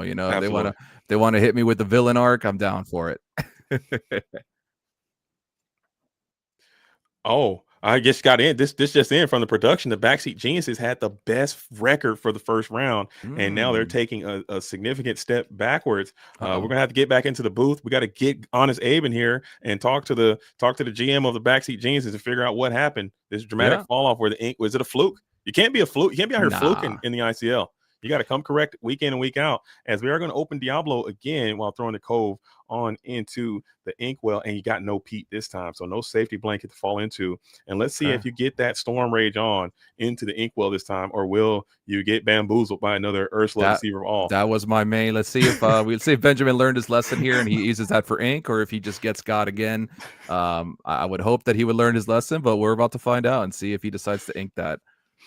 And we're gonna find out in just a second. And that's something I do. I learn from pain. And repetition. Okay. And we're gonna put the broom down into the Inkwell early. Very risky. You're risking it for the biscuit. If he plays Ursula Deceiver here, you're going to be in shambles because you did it to yourself for absolutely no reason. You're hanging on to this strength, and all these warded characters. It's not even the cash money way to go. As we're thinking long and hard about it, if this Ursula's gonna come down on 2. Yeah. Well, Ursula actually hits the ink. Oh, we have another. Okay. You gotta be kidding. And it just hates to see it, as we are going to get this strength ripped from the hand yet again. No. That card is inkable, and you gotta put it into the Inkwell face down and exert it. It's hard. When you see that card is, when you see a $20 card in your hand, you don't want to stick it in the Inkwell, but unfortunately, sometimes you got to do what you got to do. And you see we have the follow-up Shift Diablo as well, which is going to put Joshua in the driver's seat here and get him so much card advantage, while Benjamin, unfortunately, losing a card there. He he will have the opportunity with some of these brooms to maybe claw his way back up on the card count. But right now, this Diablo is going to take control, and it's going to be interesting to see how far it'll go. I know, and it's tough, man. So now you're in a very, very bad spot. When this discard deck has a certifiable draw engine established in the name of Diablo, it gets very experimental really, really quickly. As we're going to go ahead and Heffalumps and Woozles coming in on probably going after the Smee, I would assume. No challenging for Smee, and we get to cycle ourselves a card, which is always great. Finds himself an ink there in Sir Hiss. And let's see if he runs out choosing to run out an Aerial, which will do its thing and find us some songs, as long as it's not fraudulent, which we did find one. Good. You know, Aerial has a tendency to be fraudulent sometimes. So I know his Aerial's been striking true all day. This deck does play a jillion songs, so it's very likely that you're going to get one more often than not. But this thing has been striking true. No whiffs over here. Good. So he's just, again, building up his board here, just kind of putting the pieces together, putting the songs in the hand, making sure his opponent can't win the game in the meantime. And going to be interesting to see if he's able to find Prince John and the rest of the gang here in a minute. And it looks like we're going to go and take some time to go for the White Rose. And then we will quest up this Smee for 2. And I think it still might be an opportunity. Oh, you can't quest. That's right, because it's quest, not challenge on the Heffalump. Oh, I'm sorry. I'm thinking of the Pete. I mean, excuse me, the John Silver. John Silver chef. Yeah, I get him confused. Oh yeah, so he can't challenge. Okay, so that's actually really good. You're going to save yourself 2 lore here in this matchup. 2 lore can make or break the game for sure. I mean, it's definitely going to be a race here for Benjamin. So being able to stop him from questing there is a great thing to have. As this Diablo is still unanswered, and having evasive. It's just going to be very difficult for Benjamin to take out. So this Diablo is going to keep wreaking havoc here as he turns it sideways for a quest and gets himself a lore, and he will get himself some cards as well as soon as he passes it back over. Oh, and I'm looking at the deck list, and I think that might explain why Benjamin was trying to hang on to these strengths so much, is because that's really the only removal they got in here in terms of actions. That's it. I think there are no fire to cannons, there are no Storm Rage on, anything like that. It's strength. And that's it. And one of them just got taken. So maybe you're just hoping to get this Diablo off. You also do have this Genie Wish Fulfilled that can come on in and challenge down on this Diablo. But we already saw how that goes. Card. Yeah. And he's going to give him another card in the process, and it's going to take so long, and then the muses can just send it right on back to the hand. So vicious cycle. Yeah. This is going to be this is looking quite tough, as we do have the Smee posted up into the library right now. That could be a way to draw some cards, but again, Diablo, if you're feeding your opponent every time you draw, they're drawing. And I hate when they say that too. I'm sick of Diablo players. Let's end that. I draw. We draw. Let's end that. If we can, Skinner, let's start it today. Let's end the you draw, I draw. I'm done with that with the Diablo. I'm picking it up for that one. I'm putting up the fence. I'm putting up the signs. We're gonna go outside. We're stopping it. I'm fine. Let's stop it today. Just draw your freaking card. I don't need you to you draw, we draw. Oh, I draw, we draw together. I draw when you draw, and then you're both playing the game of like hovering over your deck. Like, are you drawing yet? Am I drawing yet? Yeah. Let's just stop the nonsense. I draw. You draw. I draw. Oh, I just want to sock them. Yeah, I know. Ooh, is it coming? Down my face, and it's happening. Oh yeah, it's done. Seaweed greener yet again, and the library will not trigger either. That's great call. I was going to say the library, unfortunately, though Smee was getting his education on at that library, but he will not get the last laugh as he goes to the bottom of the deck, does not draw a card, which that Josh was feeling great, not giving any extra cards to Benjamin in this situation. And now Benjamin's back to square one, only at 4 lore, and Joshua's board is getting wider and wider. So it's going to be very difficult here for Benjamin to get back in the game, maybe a couple docks or something to get him back in, but right now, not looking great. And Under the Sea is one of those cards, is that when it triggers the game, it's like one of those bend to my will type situations, or one of those. It's so hard to recover from. It is just absolutely insane. The only thing you can do is stop it is prevention. I think that's it. And you have to get Pete. You have to get some kind of character with bodies up to be able to clear this board. You got to clear these evasive threats. Diablo can't draw for 1 billion. Or you will just lose. And that is just the unfortunate nature of this strategy. It is a super powerful strategy. It is quite consistent, but at the same time, you really need to have the correct cards in the right timeline to get this thing off. And unfortunately for Benjamin, he just did not have that in this situation. But it's still not over. It's still not over. You do have that library that's up, and maybe you can get something going. You just got to get this Diablo off the play sooner than later. Yeah, for sure. And you know, I think he wants to get rid of this library here because that's really the only door that's open right now for Benjamin to go ahead and get back into drawing some cards. However, if he does go ahead and send the board into that library, he will leave his, cards kind of exposed to this Calhoun here. So it's going to be interesting to see if he values, giving up 2 lore essentially to get that library off and just kind of stop Benjamin from being able to dig further into the deck and get further into the game here. Yeah. As he counts up his damage here, I think he's figuring out, okay, how much lore do I got? How much damage do I got? What can I do here? We could just keep questing Diablo because obviously it is evasive, can't be touched. But I think we want to start putting a little more pressure. Ooh, that's going to be a very, very big one. There's the pressure right there. And now this turns all of your characters, these small little Weenie Hut Juniors, into straight sledgehammers. And they can get down that library pretty quick. And they can also challenge back with getting after the Calhoun and the White Rose. You can reach up into the Hidden Cove and grab that Ursula out of there for a little bit of value. No, you can't. As we're shifting. Oh my gosh. So choosing to shift it just to shrink the board, not allowing that Calhoun and the White Rose to get any kind of value next turn trading into your board, even though Ariel is now up at 4 health, which does put it into a situation where he would have to double swing into it. But being able to keep your Singer in general would just be obviously better. So he chooses to just go ahead and shut down that idea altogether. No more library. And Joshua, taking the driver's seat here for sure. We do get a little base boost here as Crab does come in. That does help. It will put 3, but you just have to pass. I think you could have taken out some. No, you can't take out anybody. Hate to see it.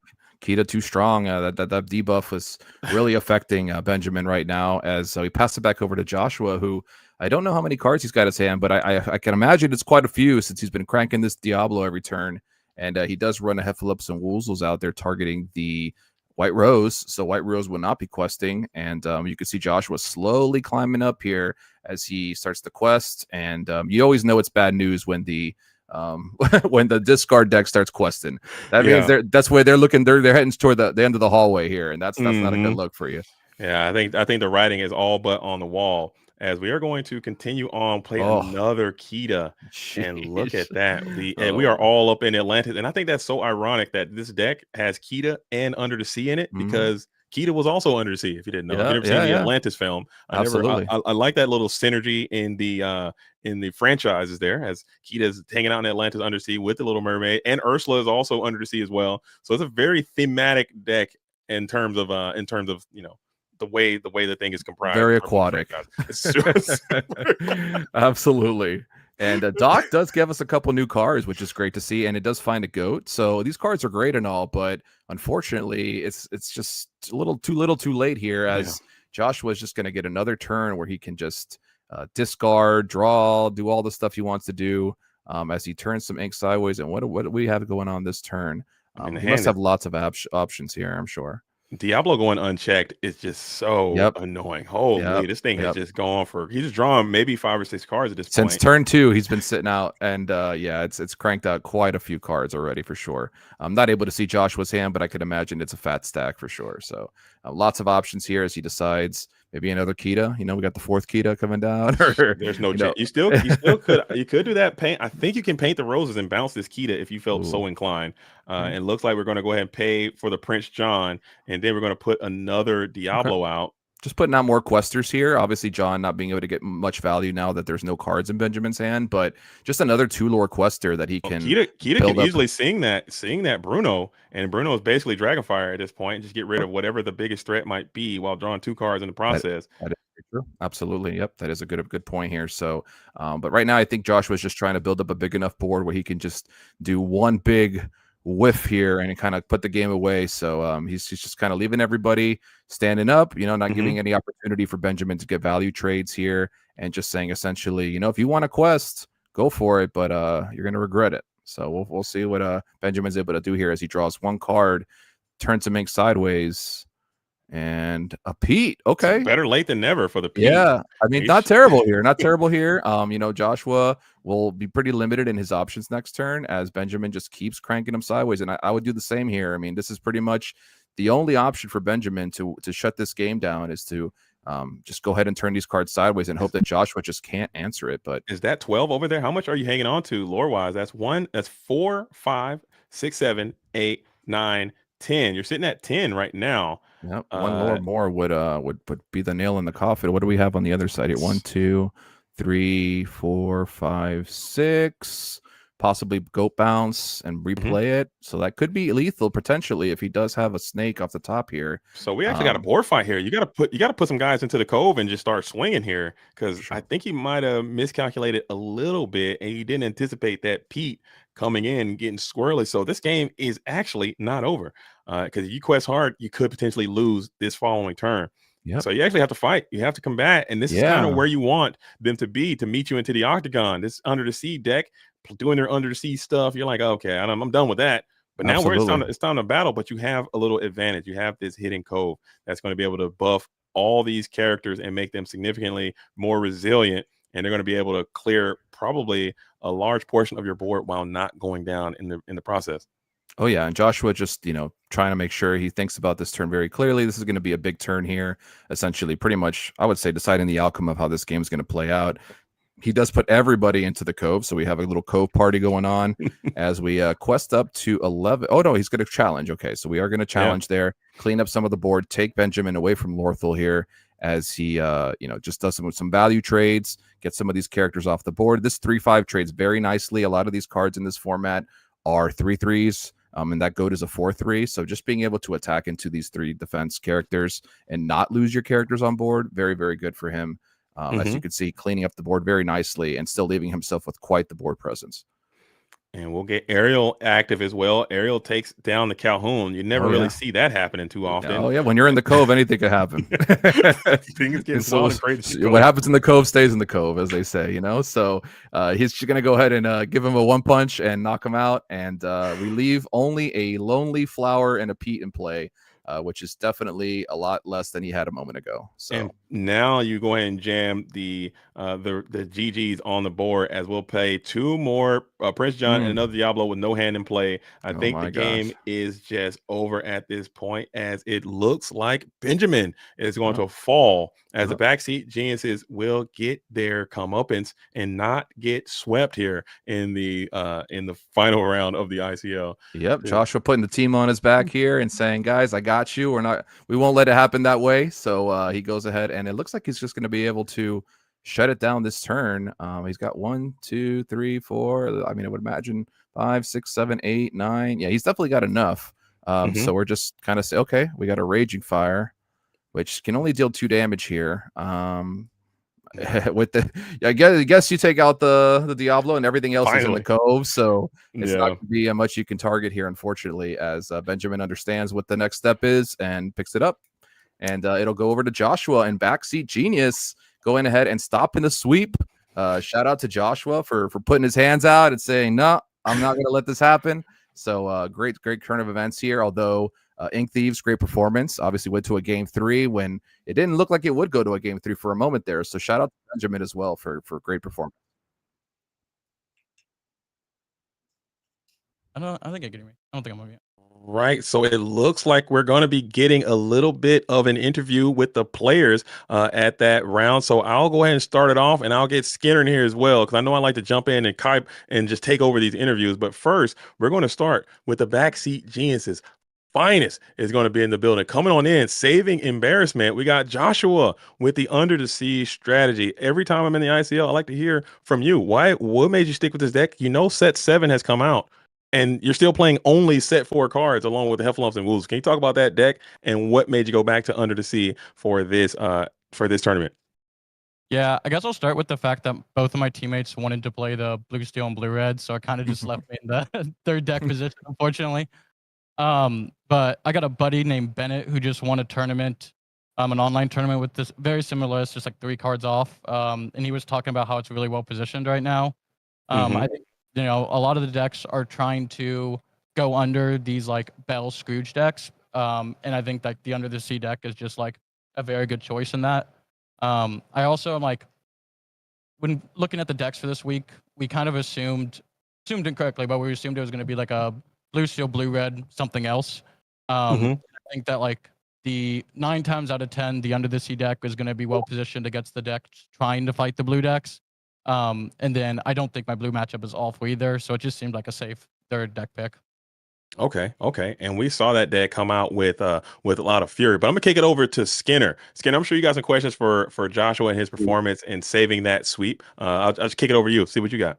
Yeah, absolutely. First off, congratulations on your win. It was a great performance and some really great nail biters there. It looked like it was going both ways there in game 3, and it was a little shaky there for a sec. It was quite the board out there, but obviously Under the Sea just, absolutely devastating there and really resetting the game there. Just talk to me a little bit about, the power of, cards like You Have Forgotten Me, which a lot of players kind of have been kind of forgot exists, pun intended, and just some of the other, obviously Pete is a scary card against you, and you are playing obviously a lot of actions. Was that something that you were thinking about when you were coming into the Steel matchup? Yeah, I think it kind of depends on when they play the Pete for how much I care about it. Sure. Although like the deck is mostly songs, it's also a bunch of creatures that have to sing the songs. Sure. And a lot of times, if people want to play like early Pete's against me, like I'll play Ariel, they untap, play Pete. I can just untap and like play a Muses, which is Sure. like not able to be killed. So Absolutely. the only Pete's that are like really, really scary is when they like quest for lethal, Pete, pass, and like on my turn I would need to wipe the board or I die. Like it's the late game Pete's that really matter. Absolutely. Then also, with the Lemon Lime deck, you're pretty good at not letting them have cards when it goes to the late game. Absolutely. So yeah, some Pete's can be hurt, but I don't think that it's like as like if your opponent plays a Pete's, the matchup's bad. I normally sure. think honestly the Steel matchups are pretty good for this deck, just because you have like a bunch of creatures with ward, and then like since you're playing yellow, you can play like bare necessities, so you're pretty good at like keeping your Diablos alive. Absolutely. Yeah, I think it was a great call. And obviously getting that Diablo to go unchecked in that game 3 got you just so much value. You being able to rip that Strength of a Raging Fire on turn 2 with Ursula, which, JDZ and I were discussing, maybe a little greedy for Benjamin to keep that in hand, knowing you were going to probably play Ursula on turn 2 and steal that away from him. But Diablo really having no answer unless he draws yet either another song or a genie, which is never ever going to get to trade in because you're just going to bounce it with Muses. So that Diablo just an absolute menace. And I think a lot of people scared to play Diablo right now because they feel like Steel is floating around and there's so many ways to deal 2 damage to stuff. But showing here that doesn't necessarily mean it's true. Diablo's sticking around all game and really putting in a lot of work there for you. Yeah, the card's so good that like I was able to set up a lethal with it on my last turn. Just forgot to attack like an idiot. It happens. It happens. He'll be a little camera shy there, so it happens sometimes. But we definitely saw great plays from the both of you guys, and I think it was just overall a great performance. I know Bennett did a great job with this event. I follow Bennett online as well, and I think he's an awesome, very well respected player who's been on this kind of list for a long time. I will ask, are there any cards from set 7? I know we're not playing any, obviously, so maybe there aren't. But are there any cards that you've considered or looked at or said maybe this is good enough to bring into this format? Yeah, I've been working on blue decks the whole time. I picked up this deck like 3 days ago, and then just messaged. Good answer. Joseph Quigley about the list and had him build it. And I was like, all right, cool, this is good enough. Sure, yeah. Plus, Bennett when Bennett tweeted about it, he was like, yeah, no new cards needed. And I was like, all right, well. Sure. Yeah. I mean, clearly you didn't need them, but I was just curious because there's always some things you can consider. Whether or not they're worth it or not is something else. But was just curious if there were any considerations for sure. Yeah, I always get a little bit envious when I see the new cards come in and I don't have any in my deck. I'm like, dude, I feel like I'm missing out on some power levels. But with that, congratulations on your victory. But we're going to kick it over to Benjamin here, who came in with a purple steel strategy to wrap it up, coming in this all important game number 2. I want to ask you, what are your thoughts on purple steel coming into this set 7 meta? And also, what were your thoughts on this matchup? How you think it went and some of the things that you felt like you did correct and incorrect in this matchup? Yeah, I think Purple Steel is definitely in a stronger place with how aggressive it can kind of come out pretty early, especially when we're kind of living in a Sapphire-dominated meta. But obviously at the beginning of this game, when those Prince Johns hit the field, I had to kind of think twice about discarding off of my Cobras and my my docks, and so it kind of had me changing the game plan a little bit. So it was definitely a little bit of a tougher matchup in that way. Yeah, we did notice that. And I think Skinner did mention that there were a couple of rounds where you got, not in that game number 2 where everything went pretty well for you, but there were some interesting plays you did with that Strength of a Raging Fire. I looked at your deck list. That's some of the only removal that you really have. Is that what some of your thought process, like, I'm gonna hang on to this and see if I can get some value out of it, or instead of putting into that Inkwell to play around that Ursula Deceiver? Yeah, it was definitely a greedy play to hang on to it, but with having only the 4 removals, removal songs, I knew that if that Diablo hit, I was going to be in trouble anyway, and so it definitely didn't go my way that way, and he had the right cards. Absolutely, absolutely.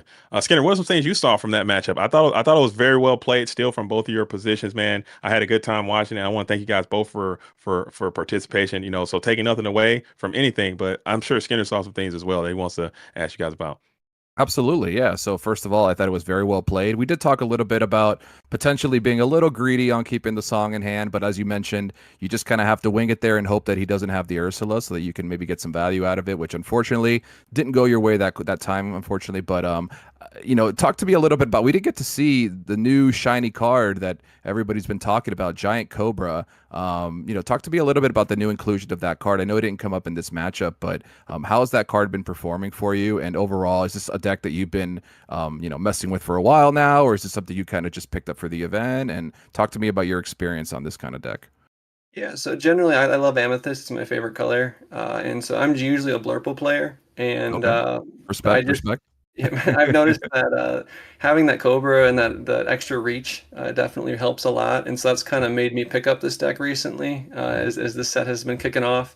And yeah, I think Cobra is an amazing card because you can really close out those games when you see your opponent gaining lore so quickly and catching up to you. It's usually that last piece to get across the finish line. And it also has the 4 strength, 4 willpower, so it's pretty relevant that it's tough to remove when it does hit the field, and sometimes can be used not really to be questing, but to be fighting for the board if you're going against a more aggressive deck. For sure, absolutely. And yeah, we did see even game 2, it looked like it was maybe shaky there for a second, but suddenly you hit the gas and you ended the game very, very quickly. Those docks just being able to get you into that more gas, even though you didn't have cards in your hand, you were able to just generate enough to just put a board on the table and turn it sideways. So was that your main strategy coming into? I mean, I know the deck generally is a burn deck, but is that really what your strategy was here? Just going ahead and trying to just turn cards sideways and hope that Joshua just doesn't have the way to deal with it. Under the sea multiple times, I know for sure was didn't feel good. So was that pretty much your strategy, just to load the board up and just hope that you hope that it doesn't get taken out? Yep, that was kind of the game plan because the longer this game was going to go on, the more trouble I was going to get into. So Yep, for I sure. definitely could have done a little more digging to probably find some more Pete's because I think that would have helped get games to go a little bit longer and block those under the seas. But when those discards are coming out and Oh you yeah, only have a few cards in hand to begin with, it's tough to be hanging on to that and playing it optimally, especially when yeah. you're playing a deck that wants to discard its hand. For sure. There was a crucial turn there that JDZ and I were talking about where you had Pete, Doc. So unfortunately, in a perfect world, if that second Doc had been an inkable, you could have played the Pete and then docked, gotten 2 fresh cards. But having to ink the Pete in that situation to dock and then discard your Doc was just a little awkward, unfortunately, and you weren't able to really take advantage of that Pete effect on that turn, which I think, would have helped a lot. But yeah, definitely, Pete being a big big player in this kind of matchup and, not being able to really abuse him, unfortunately, in this situation was rough. But I think you played it great. I think, the Chernobog's followers, Diablos, and Brooms definitely help a ton in this matchup, I would imagine, since you're able to essentially have these guaranteed draws in play without being able to get them discarded. And yeah, I think you did really well. I think that overall, great set. JDZ and I were both at the edge of our seat. We didn't know which way it was going to go sometimes. It looked like one side was winning, and all of a sudden it was like, oh my God, wait, this other side is winning. So overall, I think you guys did amazing. And, congratulations to the both of you for a great performance. Thank you so much. Yeah, thanks Absolutely. for another great tournament. For sure. And before we let you guys go and celebrate with your teams or go commiserate with your teams, whichever may apply, please, hey, go ahead and take some time and get some shout outs right now. We'll start with you, the winner. Josh, go ahead and let some people know where to find you and what to look out for when we're thinking backseat geniuses. Yeah, definitely. Find me on Twitter at Joshua Satterfee5 because I couldn't fit my whole last name in there. And definitely check out BackSeat Genius on Twitter. In addition, big shout out to Supernova Cards and Games. They're the reason this team is able to come together and literally helps us all around. So yeah, Awesome. definitely. Nice. And how about you? How about you, Benjamin? You can find me on Twitter at Superior Synergy Games, and also come hop on into the Ink Thieves Discord. We're always playing lots of games in there, and it's a good time. Nice. Shout out to the Ink Thieves, shout out to BackSeat Jeans, and shout out to both of you gentlemen. Well, we'll let you guys go. Thank you so much for your participation in ICL. This is not the last round. You'll have chances. Now you gotta continue to redeem yourself, Josh. And for you, Benjamin, you get a chance to make up for some lost ground in your next round. So thank you guys for your participation, and I hope to see you both back here in the dojo again. Thank you. Thank you. Take it easy, guys. All right. And that was the conclusion of the ICL. But stick around. There's going to be a post-game show. Skinner, again, thank you a huge amount for coming in a clutch. You came in, your number was called. You just ripped the warm-ups off and jumped right into the booth. And I really enjoyed the time we shared together. Hitting Cove, what happens in the Cove stays in the Cove. That's going to stick with me forever. I'm glad you like that one. I had a gut-busting laugh there. I do appreciate that. So where can I find more Skinner? I'm all in on this SSG thing. Whenever I see SSG on, I'm turning the TV on. I enjoy it so much. Where can I find more Skinner in the interim? Absolutely, and thank you for that. And first to 20 on Twitter. I used to do YouTube stuff. I'm trying to, not be so lazy about it and get back into it. But first to 20 everywhere is pretty much where you can find me. And I do commentary for SSG. So shout out to SSG. If you ever want to watch really high profile events where we have players flying in and competing with the best, definitely check out Southside Gaming. They are an amazing store doing amazing things. And shout out to you, JDZ. I've been wanting to commentate with you for a while. I didn't expect it to be on a 5-minute notice, but I'm glad it worked out. And it was a pleasure to be here with you today. Absolutely, man. And I'm such a fan of SSG. So seriously, when is the next event happening? Off the top of your head, do you know? April 5th. April 5th. So you guys, and it's a charity event, so it's a good cause. We have a lot of players coming down. It is I forget how many cases because it's always 25, changing. 15, 20 jillion case tournament. It's like, I don't know how y'all do it, but it's so like crazy. Yeah. It's going to be a big event. Down there. And a lot of players. I've already peaked at the signups and a lot of big names on there, so you're not going to want to miss it. And it's going to be a great event for everybody. And we do have some special. I think it's already been announced. We have Liam from the Illumineers also coming down to do some commentary. So you never know, JDZ. Maybe one day you knock on your door and you can come hang with us. So we love that. I'm all in. I just the way my bank account's set up, I can't make it, but someday it'll happen, and I want to get down there. And when you're talking to SSG, sometimes that's not the issue. So we'll see what we can do for you. Make it happen. I'll be there tomorrow. SSG, I'm all in. I love that program so much. I love that store so much, and I love that tournament. We love you right back. So thank you for your support. We appreciate you. 100%. But my fellow Illumineers, I think that's going to wrap up the official portion of the ICL. Let's get Luke in here again. Huge shout out to the judges and the staff, everyone behind the scene that made this night pop off. It was a fantastic execution of ICL talent, and we're going to have a little post-game analysis, post-game show. So we get Luke in here, and he'll set all that up, and we'll probably take a quick break and then come back in and do a yapathon. You're willing to stick around, Skinner. I'm sure you're invited to hang out. We can talk about what happened. We'll get Luke in here, and Katie will probably come back, and whoever wants to come in, maybe some players will drop by. It's a whole thing. Who knows what's going to happen? It's a variety show. But I'll kick it here and start it, and I'll probably have to take off and go do some other things. But that's it for the program. Again, thank you all for watching, and if you haven't followed the Wondercast, the Wonderland Twitch, make sure you do that and turn your notification bells on for more ICL action. Next round will be on Friday. Unfortunately, I won't be able to be here. It is my wedding anniversary. Ooh, congratulations. Thank you so much. We're talking 17 years of marriage. Ooh, I just celebrated one, so I got a long way to go. You got to let's go. Give me your tricks. Give me your tips. Hey, you know what? The tips of the trade. Hey, happy wife, happy life. That's not cap. That's no cap. Okay, that is fact. That's factual. And just let her be right and compromise. Okay, be prepared to lose. You'll lose a battle, win the wars, man. That's it. That's my advice to you. The small potatoes. Compromise, small potatoes. Lose early, win big late.